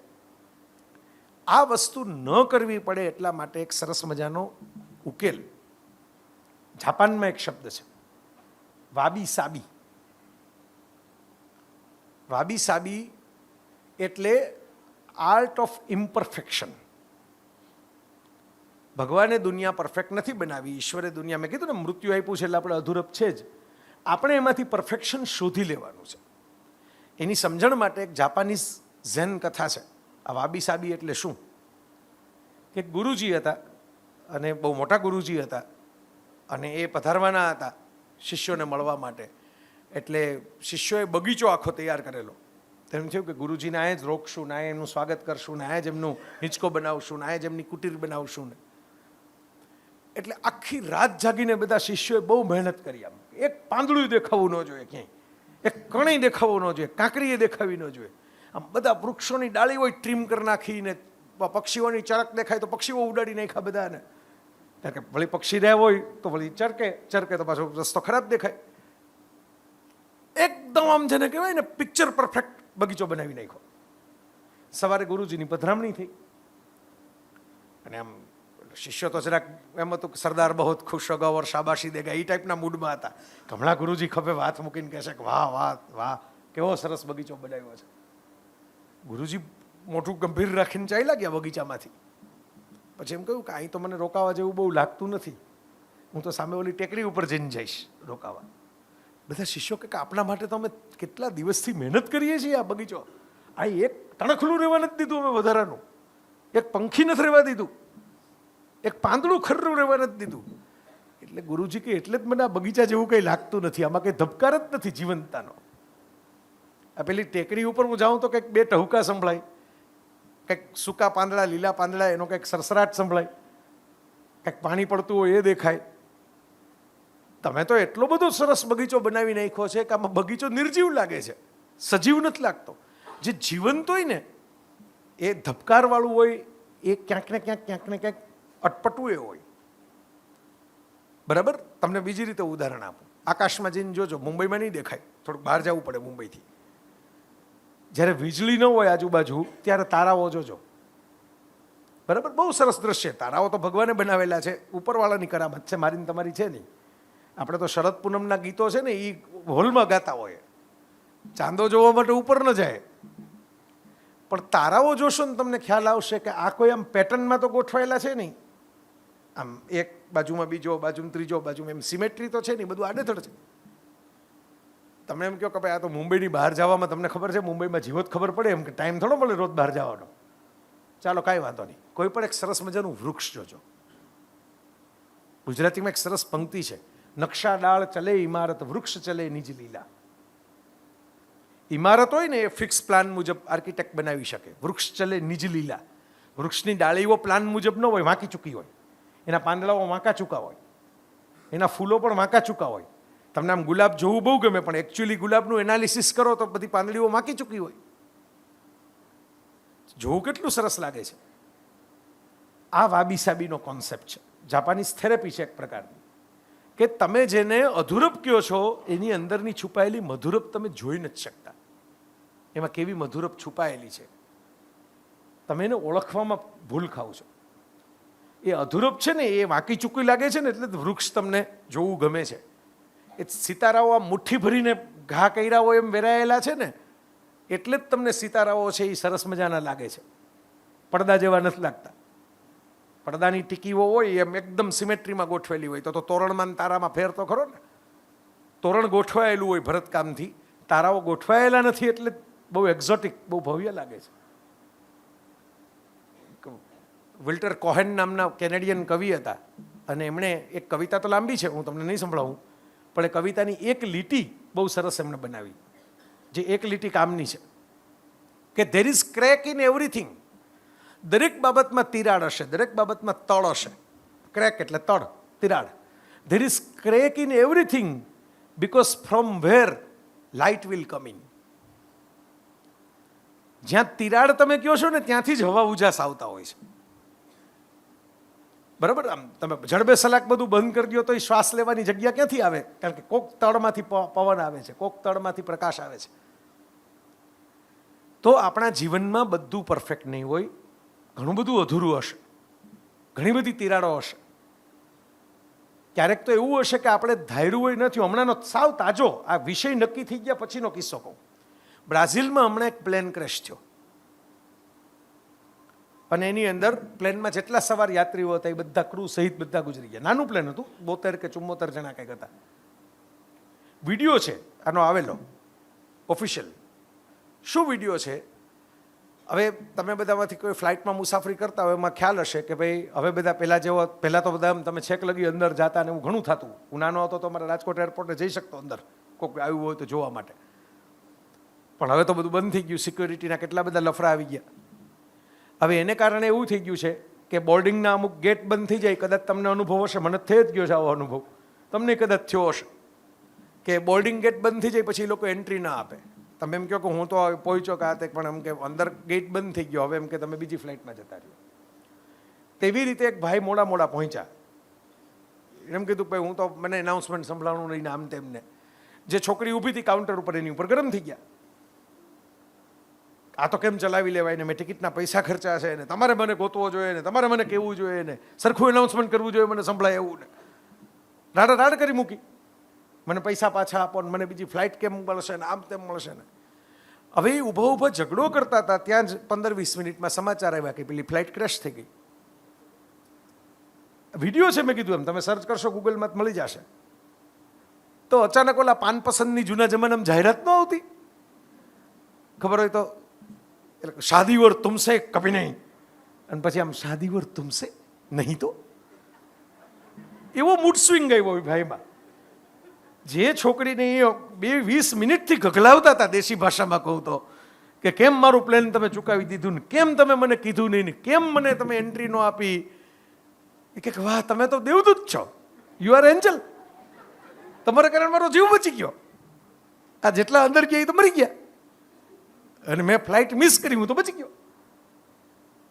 તો એ નાચે છે રીતસર, નાચવા માંડ્યા ભાઈ. બરાબર કે હમણાં જ અંદર હજી 20 મિનિટ પહેલાં તો અંદર ઘૂસી ગયો હોત અને ફ્લાઇટ જેવી ટેક ઓફ થઈ ભેગી પડી ગઈ. હવે વિચાર કરો, આ તમારા ને મારા બધા સાથે કોઈ પણ ક્ષણે બનતું હોય છે. તમને જે વસ્તુ એમ લાગે ને કે આ તો બહુ ખોટું થયું, બહુ ખરાબ થયું, એ કદાચ એવું બને કે લાંબા ગાળે બહુ સારા પરિણામો લઈ આવે જો તમે એને પોઝિટિવલી લ્યો તો. પણ તમે એને નેગેટિવલી લઈને, નફરત કરીને, ગુસ્સો કરીને, તમારી જાતને બીજાઓને પીડા આપીને, માથાકૂટ કરીને, કકળાટ કરીને, આ બધા શબ્દો હું જાણી જોઈને વાપરું છું, આ બધું આપણે કરતા જોઈએ છીએ, એટલે ત્યાં બેઠા રહ્યો માથા પછાડતા તો કંઈ સારા પરિણામો ન આવે. મારા પોતાના જીવનમાં બનેલું છે. નવીનભાઈ મારા જીવન વિશે મેં ઘણી વાતો કરેલી છે. અમારે ક્યારેક ફોન 1.5 કલાક ચાલે. મારા પપ્પા બીમાર હતા ત્યારે નવીનભાઈના ફોન આવતા. તો મારા જીવનમાં એવું બનેલું છે કે એકચ્યુઅલ મેં પહેલાં એમ વિચાર્યું હતું કે ભાઈ હું સાયન્સનો કોર્સ કરીશ અને મને એમાં રસ હતો બહુ. તો એમાં રિઝલ્ટ ચેન્જ થયું. જે તે વખતે હું કોર્ટમાં ગયો કે આ પરિણામ મારું નથી, પણ કોર્ટનું પરિણામ આવે આપણે તો ત્યાં કોર્ટ કઈ ગતિએ ચુકાદા આપે છે તમને બધાને ખબર જ છે. વડાપ્રધાનોની હત્યા થઈ હોય એના ચુકાદા 17 વર્ષ આવતા હોય છે. રાજીવ ગાંધીના હત્યાનો કેસ એમના વાઇફ સોનિયા ગાંધીની સરકાર હતી ત્યારે છેક આવ્યો, એટલે કેટલા વર્ષો જતા રહી એની વચ્ચે, વિચાર કરો. તો મને ત્યારે એમ લાગતું હતું કે આ તો ખોટું થયું, મારી સાથે અન્યાય થયો. હું તો આપણે કંઈ કોઈનું ખરાબ નથી કર્યું, આપણા મા બાપે કોઈનું કંઈ ખરાબ નથી કર્યું. તો આ બધા જે વાતો કરે છે સાત્વિકતાની, આ બધા તો ખોટા છે. આવી સાત્વિકતા તો દંભ છે. આમ તે એવા મને બળવાખોર વિચારો આવતા હતા ત્યારે. બરાબર. થયું એવું કે એને કારણે હું જે કોલેજની અંદર ગયો ત્યાં જે અધ્યાપકો મળ્યા ને એને કારણે કારણ કે આ બધું મનમાં પેલો ધૂંધવાટ હતો એટલે મેં આ બધી કો કરિક્યુલર એક્ટિવિટીમાં ભાગ લેવાનો શરૂ કર્યો. નિબંધમાં, વક્તૃત્વમાં, ક્વિઝમાં. તો એની ઓટોમેટિક તાલીમ થતી ગઈ, બોલવાની, લખવાની. બરાબર. તો મને ખબર નહોતી કે આ કોઈ પ્રકારની પૂર્વ તૈયારી ચાલી રહી છે. પછી કોલેજમાં મેં નોકરી કરી. કોલેજનો પ્રિન્સિપલ બન્યો બહુ યંગ ઉંમરે. મારા મમ્મી બીમાર થયા અને પછી મને એમ લાગ્યું કે આ તો બે વસ્તુ નહીં થઈ શકે, મા ભેગું રહેવાનું ને નોકરી કરવાની. મેં નોકરી છોડી દીધી. ઘણા લોકોએ કીધું કે આ તો તમારું ફુલિશ ડિસિશન છે, કારણ કે પેન્શનવાળી નોકરી તો પૈસા દેતા મળે નહીં, તમે ક્યાં રાજીનામું આપીને નીકળ્યા. હવે વિચાર કરો કે હું એમ માનું છું કે ત્યારે આપણને નિયતિની રમત, જેમ આપણે ઓલા ઘણા ન આવતા કનેક્ટિંગ ધ ડોટ્સ, ટપકા જોડો ને બિલાડી બનાવો, બરાબર, નાના હોય ત્યારે આવું કદાચ તમે છાપામાં ને એમાં આવતું, ત્યારે આપણને પહેલાં ટપકું જોડો ને એમ સીધો આકાર ન દેખાય, પછી આમ પૂરું થઈને ત્યારે આકાર દેખાય. હવે આજે જેને કારણે હું આ દુનિયા ફરી શકું છું, કેટલા બધા દેશો જોઈ શક્યો, કેટલા બધા લોકોનો પ્રેમ મળ્યો, કેટલા ઓળખતા થયા, પુસ્તકો થયા, જે ટૂંકમાં જીવનનો આનંદ કહેવાય એ તમે માણતા થયા, એ કદાચ એ દિશામાં હું તો જવાનો જ નહોતો ઓરિજિનલી, તમે મને પૂછો તો. એટલે જાણે કોઈ અદૃશ્ય હાથે ધક્કા મારી મારીને ધીમે ધીમે ગિયર ચેન્જ કરી અને શિફ્ટિંગ કરી નાખ્યું. જો ત્યારે મેં સ્પર્ધાઓમાં ભાગ ન લીધો હોત, નિબંધ વક્તૃત્વ શું કરું છું, લેખો લખું છું, પુસ્તકો લખું છું, પ્રવચનો કરું છું. મને પોતાને એવું લાગે છે કે ત્યારે જે અધૂરપ લાગતી હતી એનો ખરેખર સંદેશ છે એ મધુરપનો હતો. જો એનો સ્વીકાર કર્યો પોઝિટિવલી તો આજે એવું થયું કે મારી સાથે ભણનારા અમુક કેટલાક ડૉક્ટર થયા, કેટલાક બહુ મોટા ખરેખર એન્જિનિયર થયા, સરકારી અધિકારીઓ થયા, પણ એ લોકો મને ફોન કરીને કહેતા હોય છે કે ભાઈ તું એક આ વિડીયો બનાવી દે ને. એટલે હું કહું કે તમારે શું જરૂર છે મારા વિડીયોની, તમારી પાસે તો મારા કરતાં ઘણું બધું વધારે છે, પણ કે અમને કોઈ ઓળખે નહીં ને, તને બધા ઓળખે એટલે તું વિડીયો બનાવી દે અમને. તો આ મારા જીવનની મેં તમને નાનકડી એક વાત એટલે કીધી કે આપણે ક્યારેક ઉતાવળમાં એમ માની લેતા હોઈએ છીએ કે ભગવાને મારી સાથે બહુ ખોટું કર્યું, મારી સાત્વિકતાનો પુણ્યનો બદલો ન આપ્યો. પણ કોને ખબર છે કે એ તમને કોઈક જુદી દિશામાં લઈ જવા માગે છે અદૃશ્ય હાથે, અને ત્યાં લગીની ધીરજ તમારી નથી એટલે તમને ખોટું લાગે છે. પણ કદાચ 20 વર્ષ પછી 25 વર્ષ પછી પાછા જોશો ત્યારે તમને એમ લાગશે કે ના, જે થયું એ બરાબર થયું હતું, આ થયું તો આપણે અહીં લગી પહોંચ્યા. આ તૂટ્યું હંમેશા એવું હોય ને, બીયું છે ને એ ત્યારે જ ઉગે ને કે જ્યારે માટી તૂટે. અને આજની છેલ્લી વાત આપણી, કારણ કે પ્રશ્નોત્તરીનો સમય થઈ ગયો છે, મને નવીનભાઈએ કીધું હતું, મેં કીધું હતું હરખથી, આ નવું છે, લ્યો આપણે કરશું. દર વખતે હું 1 વે ચાલતું હતું, આ વખતે 2 વે થશે. તો આજે છેલ્લી વાત તમે સમજજો, કોઈ પણ નવી કૂપળ ફૂટે ત્યારે ઉપર માટી હોય તો બીયું ઉપર તો માટીનું થર છે, નીચેથી તૂટે, બીયું તૂટે પછી જ કૂપળ બહાર આવે, પછી જ કોટો બહાર આવે વનસ્પતિનો. તો આ નિયમ છે કે કશુંક નવું સર્જન થાય એના માટે કશુંક તૂટે. ઘણી વખત અમુક સંભાવનાઓ છુપાયેલી હોય, આપણે એને પૂરેપૂરી સમજી નથી શકતા. એક રિચાર્ડ બાક નામના લેખકની એક બ્રિજીસ એક્રોસ ફોર એવર નામની નવલકથા હતી. એમાં 2 પાત્રો છૂટા પડી જાય છે, પ્રેમી અને પ્રેમિકા, અને એમાં છેલ્લે એક પત્ર લખે છે. જે સ્ત્રી છે એ પુરુષને પત્ર લખે છે, એમાં ઘણું બધું લખે છે, 2 વચ્ચેના મતભેદોનું, પ્રેમનું, સારી ક્ષણો, નબળી ક્ષણો, બધું લખે છે. પછી છેલ્લે એક લીટી એવી લખે છે કે મને એ તો અફસોસ રહેશે કે ભાઈ આપણે 2 ભેગા ન રહી શકીએ આજીવન, ઈચ્છા હોવા છતાં. મને એ અફસોસ વધારે રહેશે કે આપણા 2 વચ્ચે જે અપાર શક્યતાઓ હતી એક સરસ જીવન વિચાવવાની, એ હવે આજથી પૂરી થાય છે, કારણ કે આજથી આપણે છૂટા પડીએ છીએ. જેને કહેવાય ને પોસિબિલિટીઝ, ઇમેન્સ પોસિબિલિટીઝ, અનેક શક્યતાઓ, દરેક વ્યક્તિઓમાં અનેક શક્યતાઓ છુપાયેલી હોય છે. જો એ પોતાની અધૂરપ ઉપર કોન્સન્ટ્રેટ કરવાને બદલે એની મધુરપનો ઉત્સવ કરતા થાય. અત્યારે જેમ પેરા ઓલિમ્પિક્સ ચાલે છે એ બધા જ અધૂરા છે કોઈને કોઈ રીતે, તૂટેલા ફૂટેલા આપણે જેને કહેવાય એવા શરીરો લઈને બેઠા છે, અને મેડલો લઈને આવે છે, વડાપ્રધાનના અભિનંદન મેળવે છે, ઇન્ટરનેશનલ ફેમ થાય છે. તો ક્યાંક એવું હોય જ છે, તમે જોજો, ઓબ્ઝર્વ કરજો. સુરેશ વાડકર બહુ સારા ગાયક હતા, છે હજી, હતા એટલે કે ગુજરી નથી ગયા, જીવે છે, પણ ફિલ્મ ઇન્ડસ્ટ્રીમાં હવે ગાતા નથી. બહુ પરફેક્ટ એમનો અવાજ હતો, એકદમ પરફેક્ટ, જેને વોઇસ કહેવાય ને, શાસ્ત્રીય સંગીતનું બહુ એમને તાલીમ હતી. પણ એ જમાનામાં કિશોર કુમાર જેટલા ચાલ્યા એટલા સુરેશ વાડકર ન ચાલ્યા, ઇવન મન્ના ડે ન ચાલ્યા. સુરેશ વાડકરથી એ મોટા કહેવાય એવા ક્લાસિકલ સંગીતના ખેરખા. કિશોર કુમારમાં પરફેક્શન નહોતું, પણ ચાર્મ હતો. એને કોઈ તાલીમ જ નહોતી લીધી, પણ એના અવાજમાં ખેંચાણ હતું. એટલે મન્ના ડે હોય કે સુરેશ વાડકર હોય જેવા પરફેક્ટ સિંગરો કરતા કિશોર કુમાર ઇમ્પરફેક્ટ હોવા છતાં વધારે યાદગાર થઈ ગયા. નાનકડું બીજું ઉદાહરણ, સંજય માંજરેકર નામના ક્રિકેટર, વિજય માંજરેકરના સન, પરફેક્ટ એની ગેમ ગણાતી કે ભાઈ પરફેક્ટ ક્રિકેટર છે, એકદમ કોપી બુક સ્ટાઇલમાં રમે છે. પણ સંજય માંજરેકરના નામે કોઈ એવા મોટા રેકોર્ડ નથી, હજી કોમેન્ટ્રી કરે છે. હવે જે ઇમ્પરફેક્ટ ગણાતા હતા એવા વિરેન્દ્ર સહેવાગથી શરૂ કરી, યુવરાજ સિંહથી શરૂ કરી, ધોનીથી શરૂ કરી, જેને લોકો પરફેક્ટ, રોહિત શર્મા એનું બેસ્ટ એક્ઝામ્પલ છે. જેને કોઈ એને તો ઘણા કેટલાક લોકો તો એમ કહેતા હતા કે આ ભાઈ ફિટ જ નથી, આ તો જરા ગોળ મોટોળ છે, બરાબર, પણ રમે ત્યારે એવું જોરદાર રમે છે કે કંઈ ફિટનેસની ચિંતા, એને જાજુ દોડવું જ નથી પડતું,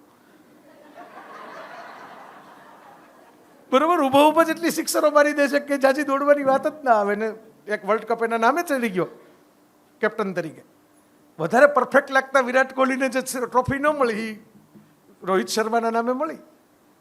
એટલે મિત્રો ઉદાહરણ તો અનેક છે, એની તો સપ્તાહ બેસાડવી પડે એટલા છે આપણી પાસે.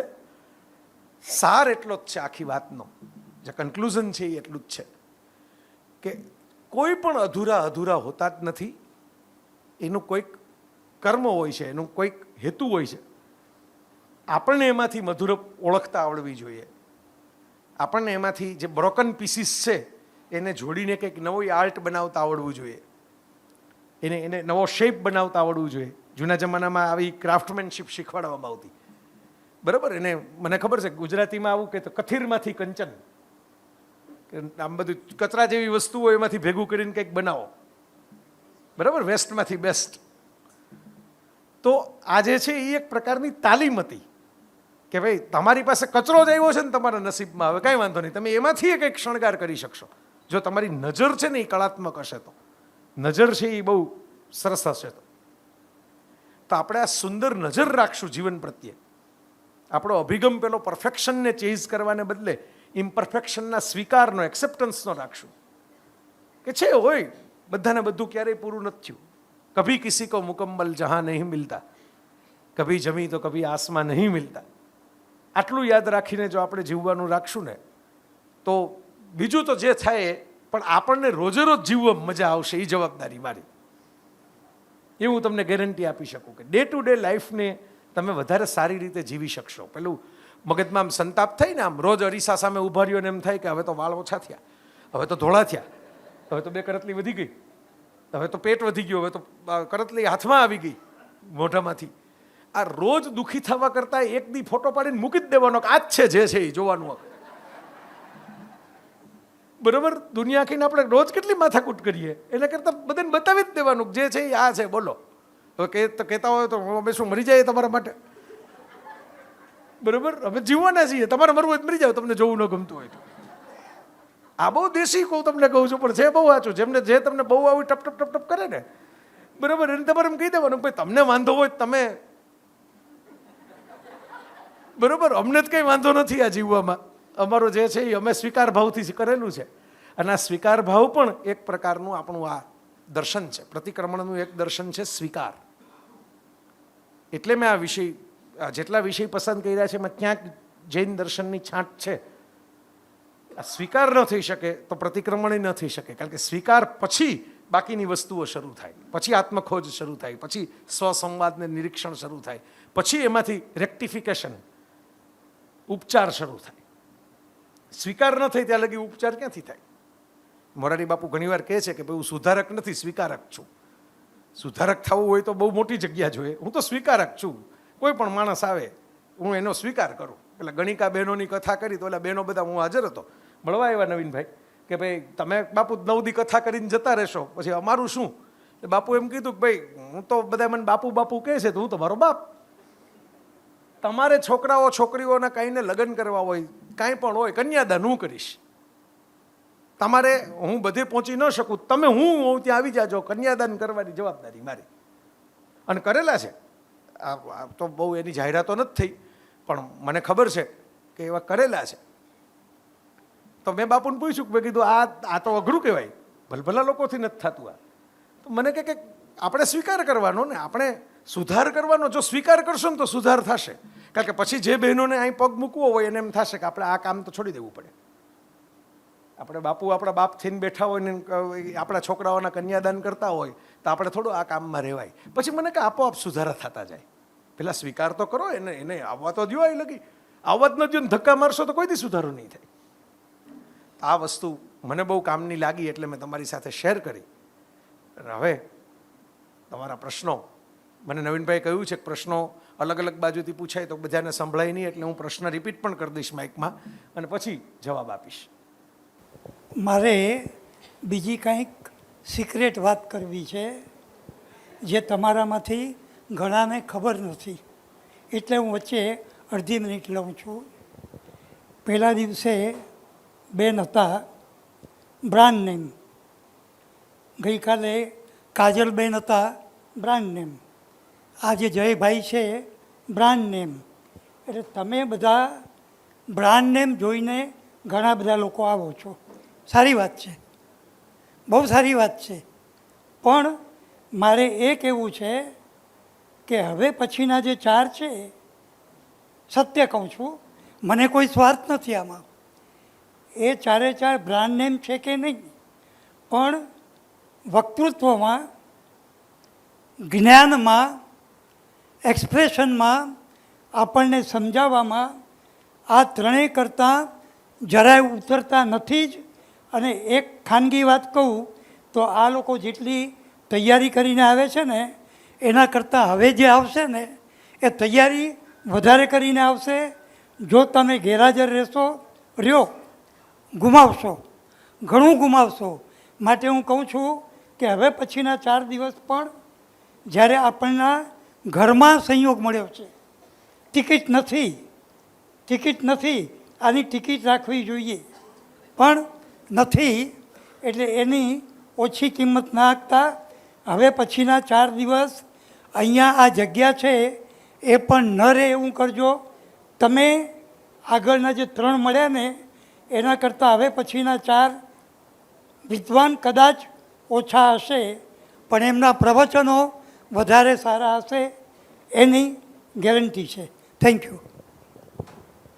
નવીનભાઈએ કીધું એમાં એક પૂર્તિ એ કરી દઉં કે આ બહુ અગત્યની વાત છે કે અમે બધાએ ક્યારેક તો નવા જ હતા ને, જે બ્રાન્ડ નેમ કોઈ પણ બ્રાન્ડ પહેલાં તો નવી જોઈએ ને, સાબુય નવો આવે જીવનમાં, પછી તમે ઉપયોગ કરો ને તમને એમ થાય કે આ તો બહુ સારો છે, 5 જણાને કયો, ધીરે ધીરે વખણાઈ જઈને ટોચ ઉપર જતા રહે.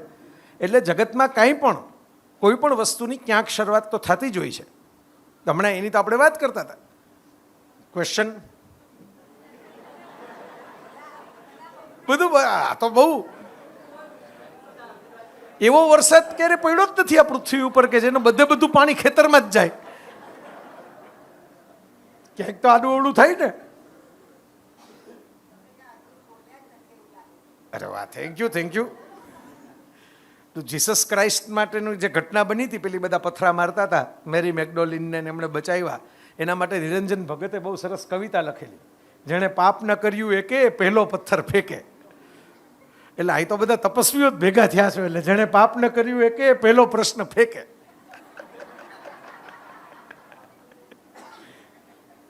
એટલે આ તો જસ્ટ મસ્તી મજાક છે, એટલે કે પ્રશ્ન પૂછનારા જ બધા પુણ્યશાળી છે એવું માનતા નહીં હોય બધું. આ તો શરૂઆતની મજાક છે. અરે વાહ, હાથ ઊંચો થયો, વાહ ભાઈ વાહ. સાહેબ, જો અપૂર્ણતાનો સ્વીકાર કરી લઈએ તો પછી પરફેક્શન તરફ તો કોઈ જાય જ નહીં. એ ખોટું નહીં, સમજો સ્વીકાર કરી લીધો, બોડી છે જેમ છે એમ રહેવા દીધું, પછી આપણે એના માટે કાંઈ પ્રયત્ન ન કરીએ. Yes. તો આઈ ડોન્ટ. Good question. ના બરાબર છે, હું તમને એનો જવાબ આપું. આપણે જે વાત છે ને એમાં એક ચોખવટ કરું આ પ્રશ્નના આધારે. જોની ડેપની એક ફિલ્મ આવેલી, પાયરેટ્સ ઓફ ધ કેરેબિયન, બહુ જાણીતી બનેલી છે તે વખતે. કેપ્ટન જેક સ્પેરો નામનું એક કેરેક્ટર એણે ભજવેલું. એમાં એક વિલ ટર્નર નામના કેરેક્ટરને, જેક સ્પેરોનું કેરેક્ટર એક ડાયલોગ બોલે છે કે માણસે જીવનમાં નક્કી કરી લેવું જોઈએ કે પોતે શું કરી શકે છે, એટલે શું બદલાવી શકે છે, અને શું નથી કરી શકતો, એટલે શું ચેન્જ નથી, શું બદલાવી નથી શકતો. જે કરી શકે છે એમાં એણે 100% એફર્ટ કરવા જોઈએ, અને જે ન કરી શકે એની 100% ટેન્શન છોડી દેવું જોઈએ. તમને જુદી રીતે સમજાવું. રાણી મુખર્જીની સ્વરપેટીમાં ફેરફાર ન થાય, સચિનની હાઇટમાં ફેરફાર ન થાય, બરાક ઓબામાની સ્કિનના કલરમાં ફેરફાર ન થાય. આ ન થઈ શકે. તમે ગમે એટલી મોટિવેશનલ સ્પીચ આપો, ગમે એટલા તમે ટેકનોલોજી લઈ આવો, આ બધામાં ફેરફાર નથી. હવે તમે એનું રોજ ટેન્શન લ્યો. ઓબામા સાહેબ એનું રોજ ટેન્શન લે, મને કાળો બનાવવાને બદલે ગોરો બનાવ્યો હોત તો મારી પર્સનાલિટી કેવી લાગત, કે રાણી એમ કે ભાઈ મારો અવાજ જરાક આવો મધુર રાખ્યો હોત તો, કે સચિન એમ કે મારી હાઇટ જરાક ઊંચી રાખી હોત તો. કે ફોર દેટ મેટર અમિતાભ એમ કે ભાઈ મારી આ 82 વર્ષની આ ધોળી દાઢીવાળો જે ચહેરો છે એને બદલે પેલો લુક એમને 30 વર્ષવાળો લખ્યો હોત તો આમાં તમારાથી કાંઈ થઈ શકતું નથી. એટલે ત્યાં સ્વીકાર કરવાનો છે જ્યાં તમે એફર્ટ કરી શકો એમ છો, કંઈક વધારે સારું કરવાનો, બહેતર કરવાનો. બેટર, ગુડથી આવે આગળ બેટર અને બેટરથી આગળ આવે બેસ્ટ. આપણે જે વાત કરી એમ કીધી કે બધું જ પરફેક્ટ છે એવું પ્રેશર ઊભું કરવામાં આવે છે. એ એક ઇન્ડસ્ટ્રી છે જેમાં તમારા પૈસા ખંખેરી લેવામાં આવે છે પરફેક્શનના નામે. પછી ભણવાનું પરફેક્શન હોય કે દેખાવનું પરફેક્શન હોય કે કોઈ પણ પ્રકારનું પરફેક્શન હોય જે વાસ્તવિક નથી. મેં કેમ કે ઉદાહરણ આપ્યું કે ભાઈ મકાન તમે ગમે એટલું સરસ મજાનું રૂપકડું સજાવીને રાખ્યું હોય, દિવાળીના દિવસે એવું સારું રહે, બાકી 4 દિવસ પછી તો એમાં કંઈક બાદબોળું થાય. 2 વસ્તુ આમ મુકાય, 3 વસ્તુ આમ મુકાય. એ વાસ્તવિકતા છે, એનો સ્વીકાર જ કરવો પડે. એમાં તમે સુધારા કરવા જાઓ તો તમે ટેન્શનમાં સ્ટ્રેસમાં શુગર લેવલ વધી જાય, બીપી વધી જાય. એ પોઈન્ટ છે. એટલે જે તમે જે કહો છો કે તો શરીર હોય કે ઇવન બિઝનેસ હોય, તમારે તો બિઝનેસ ડેવલપ ન થાય, ગ્રોથ ફેક્ટર જ નીકળી જાય, ઉત્ક્રાંતિ જ નીકળી જાય. તો એમાં આ વાક્ય યાદ રાખવું કે જે એફર્ટ્સ પોસિબલ છે એ આપણે 100% કરવા, જે પોસિબલ જ નથી એના સ્ટ્રેસ લઈને ન ફરવું, એનો સ્વીકાર કરી લેવો કે આ પોસિબલ નથી. હવે આ ઉંમર વધે છે તો એ વધે જ છે, એવું કોઈ જાદુઈ ચરખો નથી કે ઉંમર તમારી ઘટી જાય. બરાબર, જે ઇમ્પોસિબલ છે એના સ્ટ્રેસ નથી લેવાના. મીન્સ કોઈ બાળક છે ભણવામાં હોશિયાર છે અને ખરેખર એને અમુક પ્રકારનું સરસ આવડે છે તો એને ભણવાનું જોઈએ ને, વધારે સારું ભણવાનું હોય. એના માટે 10 જગ્યાએ દૂર જવું પડે તો દૂર જવાનું હોય ભણવા માટે. પણ હવે જેને આવડતું નથી, જેને ફાવતું નથી, ખાલી મમ્મી પપ્પાઓની અપેક્ષા કે બીજા કોઈકની અપેક્ષા કે 10 જણાને પાડોશમાં કહેવા થાય એટલા માટે આપણે ચાબુક મારીને એને કહીએ કે ના તારે આ કોર્સ તો કરવો જ પડે, તારે આટલા ટકા તો લઈ આવવા જ પડે, તો એનો ટકો થઈ જાય પણ ટકા ન આવે. એ સેન્સમાં મેં એમ કીધું કે પરફેક્શન એના માટે એક પ્રકારનું પેલું અધૂરપ છે. બાકી 100 આમાં પણ હું તમને કહું કે જે દાખલા તરીકે નાનકડું ઉદાહરણ, આપ ઊભા થઈ જાઓ વાંધો નહીં, એક જ લીટી બાકી છે. એક નાનકડું ઉદાહરણ કે મેં એવા લોકો જોયા છે કે જે આ ફિલ્મ સ્ટાર ટાઈપના હોય, એટલે એકદમ આપણને પડદા ઉપર પરફેક્ટ લાગતા હોય, બરાબર, શરીરથી એ પરફેક્ટ લાગતા હોય, લુકમાં પરફેક્ટ લાગતા હોય. હમણાં આપણે વાત કરીએ એમ 20-22 જણાનો સ્ટાફ હોય એને પરફેક્ટ લગાડવા માટે, પણ એમને મેં બીમાર પડેલા જોયા છે. આ રિતિક રોશન જેવો જે બોડી બિલ્ડર છે, સુંદર છે, એટલો બધો કંઈ વૃદ્ધ નથી. તમને ખબર હોય તો હમણાં વચ્ચે 1.5 મહિના લગી હોસ્પિટલાઇઝ હતો, બરાબર. તો એ થતું હોય છે સામે. એટલે 100% પરફેક્શન ટેમ્પરરી દેખાય પણ હોતું નથી. આટલો જ ખાલી મેસેજ હતો. એનો અર્થ એવો નહીં કે પરફેક્શન માટે કંઈ પ્રયત્ન નહીં કરવાના, અથવા તો growth is a different thing, perfection is a different thing. Growth માટે 100% બધું કરવાનું. Yes sir. સવાલ કરું છું હું આ ઉંમરે ઇલેક્શનમાં હોય 50 વર્ષથી પૂરા સમાજની 130 મહિના ચાલુ ઉભો રહી ગયું, બરાબર. સમાજના તમે જાણું છું તો મારા ઘરવાળા બધા લડી ગયા કે આ ઉંમરે ધર્મ ધ્યાન કરો. ઉંમર હોય કોઈ મોદી તો 18 કલાક કામ કરી શકતો હોય તો આપણે કેમ ના કરી શકીએ? બરાબર છે સાહેબ, ઇલેક્શન મોડમાં હજી છે જ.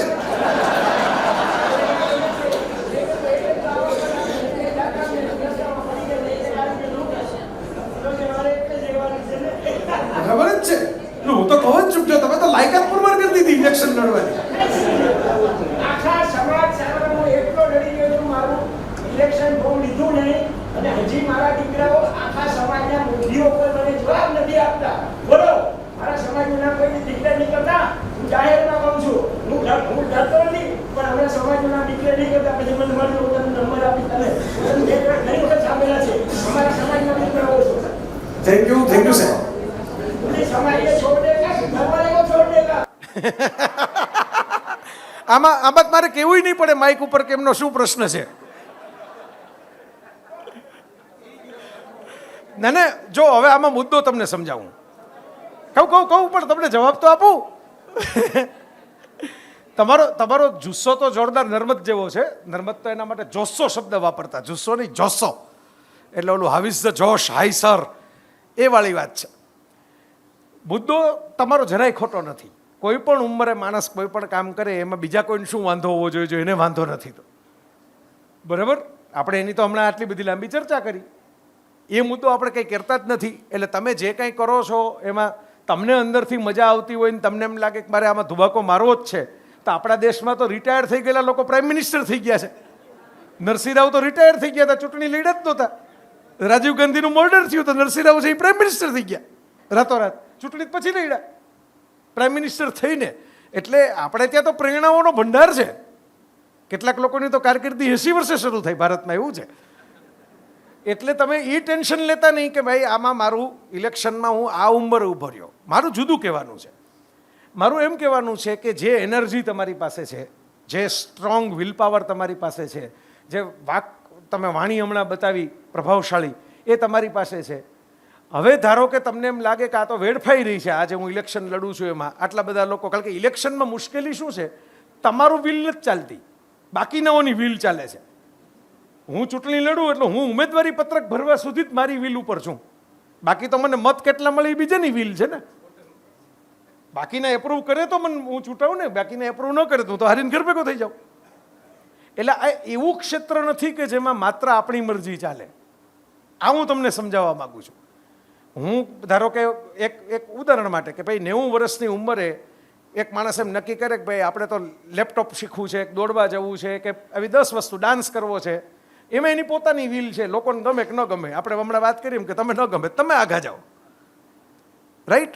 પણ જ્યારે તમારે બીજાઓની એપ્રુવલ ઉપરના કામ કરવાના છે કે જેમાં બીજા 100 જણાની એપ્રુવલ મળે તો તમે કામ કરી શકો એમ છો, એમાં તમારે વ્યવહાર દયા થવું પડે. કારણ કે એમાં છૂટકો નથી, તમે ક્યાં જાઓ. આપણો એકલાની મરજી ચાલતી નથી. જેને તમે ચૂંટણી કહો છો, શબ્દમાં જ છે ચૂંટણી, ઇલેક્શન, બરાબર. એટલે જે મુકેશભાઈ છે એ એમના દીકરાના લગ્નમાં ભજીયા ખાય કે ગોગલ્સ ચડાવીને શાહરૂખ ખાન ભેગો ડાન્સ કરે, કોઈ રોકવાનું નથી. 10 વર્ષ પછી કરે તોય કોઈ રોકવાનું નથી, કારણ કે એમનું પ્રાઇવેટમાં કરે છે. પણ એ જ મુકેશભાઈ રિલાયન્સના હેડ તરીકે 5 ડિસિઝન લે તો શેર બજારમાં 5 જણા શેરના ભાવ વધારે ને 5 જણા શેરના ભાવ ઘટાડે, એવી વાત છે.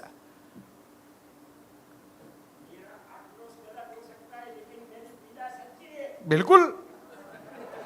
અગ્નિનું સરસ વાક્ય તમે યાદ દેવડાવ્યું.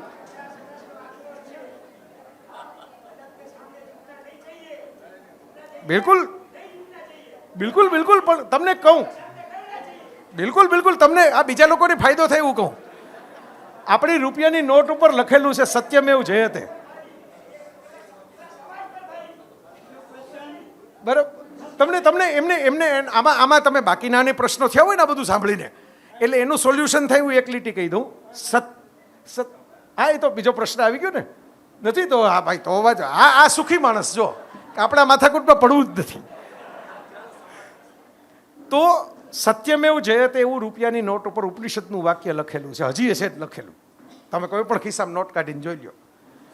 મનુભાઈ પંચોળી દર્શક, હું કોલેજમાં ભણતો ત્યારે પ્રવચન કરવા આવ્યા. આજે તો બહુ વધી ગયું, પણ ત્યારે બધો ભ્રષ્ટાચારના અંતે બધું તો હતું જ. આપણે જુવાન ઉંમર હોય એટલે વધારે સેન્સિટિવ હોય, એટલે વધારે બધું પ્રેક્ટિકલ ઘણું બધું અનુભવ ઓછા થયા હોય. એટલે મેં દર્શક દાદાને સવાલ પૂછ્યો કે આ રૂપિયાની નોટ ઉપર લખેલું છે સત્યમેવ જયતે, પણ સત્ય તો હારી જાય છે રિયલ લાઈફમાં, એ તો જીતતું નથી. એમણે મને એ વખતે જવાબ આપ્યો હતો કે સત્ય એકલું હોય તો હારી જાય, સત્યએ જીતવા માટે સંગઠન ઊભું કરવું પડે. અને આ બહુ, જો રામે સંગઠન બનાવવું પડ્યું, હનુમાન, સુગ્રીવ, બરાબર, વાનર સેના. એકલા રામ લડી શકે એમ હતા, પરાક્રમી હતા, પણ છતાંય એમણે સંગઠન ક્રિએટ કર્યું. કૃષ્ણએ પાંડવોને સલાહ આપી હતી કે ભાઈ એકલા 5 જણા તમે, છઠ્ઠો હું, એમ નથી આપણે કુરુક્ષેત્ર લડવાનું, બાકીનાઓને ભેગા રાખવાના છે. બાકીનાઓને વનવાસ પહેલાં અર્જુનને સલાહ આપી હતી કે તું બધાને મળો, સંપર્ક કર, હથિયારો ભેગા કર, બધા બીજા રાજાઓની સાથે જોડાયેલા રહ્યો. એ તો ઠીક છે, હાલો આપણે જૂની વાત ગણીએ, પણ વર્તમાન જીવનમાં પણ તમે જુઓ, ભાઈ નરેન્દ્ર મોદી હોય તોય ભલે, અને મહાત્મા ગાંધી હોય તોય ભલે, જે લોકો જાહેર જીવનમાં ટોચ ઉપર પહોંચ્યા એને પહેલાં સંગઠન ક્રિએટ કર્યું, પોતાને ફેવર કરે એવા માણસો ભેગા કર્યા, અને પછી સત્યમેવ જયતેના મોડમાં આવ્યા. એટલે તમારો આક્રોશ સાચો જ છે, એની ના જ નથી, પણ એની સાથેની રેસીપી આ છે, ફોર્મ્યુલા આ છે કે એના માટે સંગઠિત થવું પડે, કે સંગઠન ક્રિએટ કરવું પડે. અને એ અલગ અલગ એની વિધિઓ છે, પણ હવે આપણા વિષયની બહાર જતું રહેશે એ બધું, તો પછી કેલેન્ડર બદલાઈ જશે. आपने कहा ना कि जो चीज़ हम कर सकते हैं change we should try. Sometimes we might try, but still we might not get what we have only in. How to accept that disappointment? How and when to accept that? You know, sometimes we are trying, Yes. still you are not succeeding. At Yes. some point, how do you convince yourself that it's okay? It was not meant to be. You know? True. એમનો સરસ વાત છે કે આપણે ઘણા બધા પ્રયત્નો કરીએ પછી ખબર કેમ પડે કે હવે આ પ્રયત્ન અહીંથી અટકાવી દેવાના છે, કે આ આપણા માટે નથી બન્યું, બરાબર? એવું એક થ્રેશોલ્ડ જેને અંગ્રેજીમાં કહેવાય, એક પોઈન્ટ એવો તો આવવો જોઈએ ને કે જ્યાં તમને ખબર પડે. તો મારી એક નાનકડી ફોર્મ્યુલા છે, હું એમ નથી કહેતો કે પરફેક્ટ ફોર્મ્યુલા છે અથવા તો એ જ આદર્શ યુનિવર્સલ છે. મારી ફોર્મ્યુલા એવી છે કે કોઈ પણ વસ્તુ માટે, કોઈ પણ બાબત હોય, તમે પ્રામાણિક પ્રયત્ન કરીને એક ટાઈમલાઈન નક્કી કરો. એક સમયની ટાઈમલાઈન, પોઈન્ટ 1. બીજું, એફર્ટ્સની સંખ્યા, કે હું આ બાબત માટે 6 એફર્ટ કરીશ, 6 પ્રયત્ન કરીશ કે 10 પ્રયત્ન કરીશ. જેવી બાબત મુજબ પ્રયત્નોની સંખ્યા નક્કી થાય, બરાબર? ધારો કે પરીક્ષા કોઈ દેવાની હોય તો એના 3 પ્રયત્નો હોય, પછી એમાં તમે એમ ન વિચારી શકો કે 30 પ્રયત્નો કરીશ, બરાબર? એમ જેવી બાબત એ મુજબના પ્રયત્નો હોય. પણ વજન ઘટાડવાનું હોય તો એમાં તમે 30 પ્રયત્નો એમ કરી શકો, કારણ કે એમાં તમે વધારે ચાન્સ લઈ શકો એમ છો. તો પ્રયત્નોની સંખ્યા અને સમય, કે ભાઈ હું આટલા મહિના આપીશ કે આટલા વર્ષ આપીશ આ વાતને. હવે ત્યાં સુધીમાં છે ને, જેને આપણે અંતરાત્મા કહીએ છીએ, ઇનર વોઇસ, એ તમને કહી તો દે જ છે કે આ આપણાથી થાય અને આપણાથી ન થાય, અથવા તો આ નથી લાગતું બરાબર. આપણે સાંભળીએ નહીં અલગ વાત છે, આ ભોજન જેવું છે. જમતી વખતે એક અવાજ અંદરથી આવે, ઇવન અવાજથી ઉપરની સિસ્ટમ બનાવી છે, ઓડકાર. તમને ધારો કે અંદરનો અવાજ ન સંભળાય તો બહાર આખો અવાજ આવે કે હવે પૂરું, ફૂલ સ્ટોપ, બરાબર? પણ છતાંય માણસોને ભાવતું હોય તો માણસો ચાલુ રાખે કે ભાઈ તો એમાં શું, 2 ડગલા ચાલી લેશું, વધારે આપણે ઘરે જઈને હિંગની ફડીકી ખાઈ લેશું, પણ એમ કે અત્યારે ચાલુ રાખો.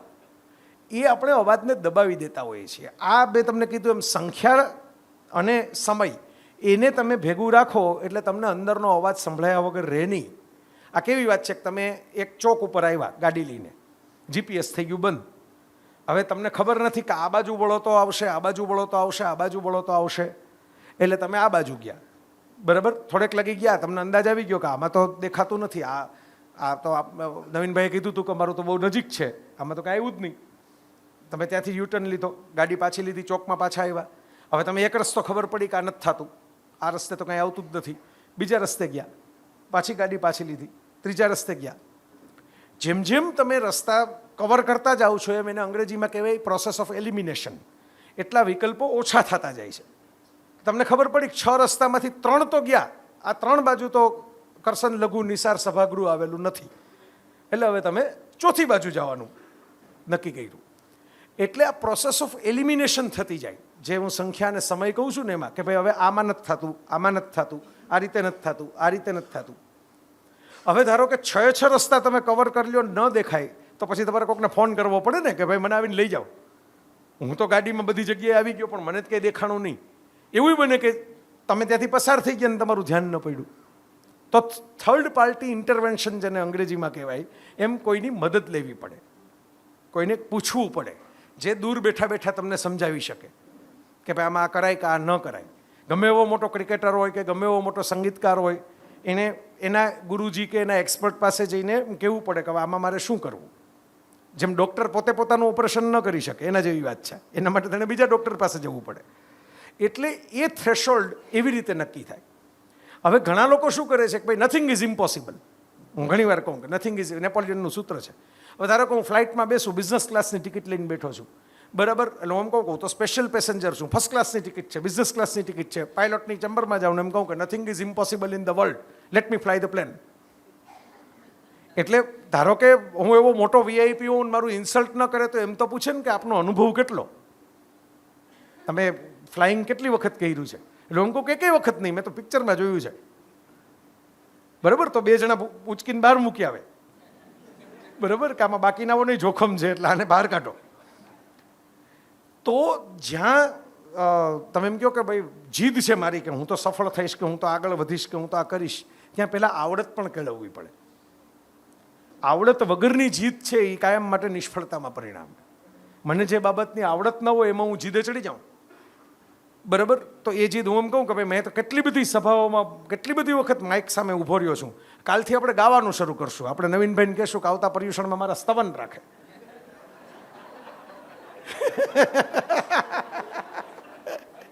બરોબર, તો મને ખબર છે કે એ આવડત મારી નથી. ભલે મેં માઇક ઉપર મારો હજારો કલાકોનો અનુભવ છે માઇક સામે ઊભા રહેવાનો, પણ આ મારી આવડત નથી. એમ ભગવાને દરેકને એક પેકેજ આપીને મોકલ્યા છે, હું માનું છું. દરેકને જેમ કેળાની પોતાની ફ્લેવર છે, સફરજનની પોતાની ફ્લેવર છે, નારંગીની પોતાની ફ્લેવર છે, એવું જ માણસોમાં છે. પોપટનો અલગ કલર છે, કાગડાનો અલગ કલર છે, ચકલીનો અલગ કલર છે, એવું જ માણસોમાં છે. એટલે દરેકે પોતપોતાની ફ્લેવરને એનહાન્સ કરવાની છે. નહીં કે બીજાની. ગુલાબ મોગરો ન થઈ શકે, મોગરો ચંપો ન થઈ શકે, પણ મોગરો બેટર મોગરો થઈ શકે, ગુલાબ બેટર ગુલાબ થઈ શકે, ચંપો બેટર ચંપો થઈ શકે. આટલું આપણે કરવાનું છે. એટલે થ્રેશોલ્ડ માટે તમારે ટાઈમલાઈન અને એફર્ટ્સના નંબર્સ બંને ભેગા કરીને નક્કી કરવું પડે. વાહ, તમારે અધ્યાપકો હાજર હોય ને એનો ફાયદો આ થાય. તમે જુઓ, પીરિયડ પૂરો થયો એ તમને ખબર પડે. પણ દર વખતની જેમ મને તો બહુ મજા આવી. તમારે કદાચ સજા થઈ હશે, પણ મને તો આનંદ થયો. Thank you, thank you, thank you સાહેબ.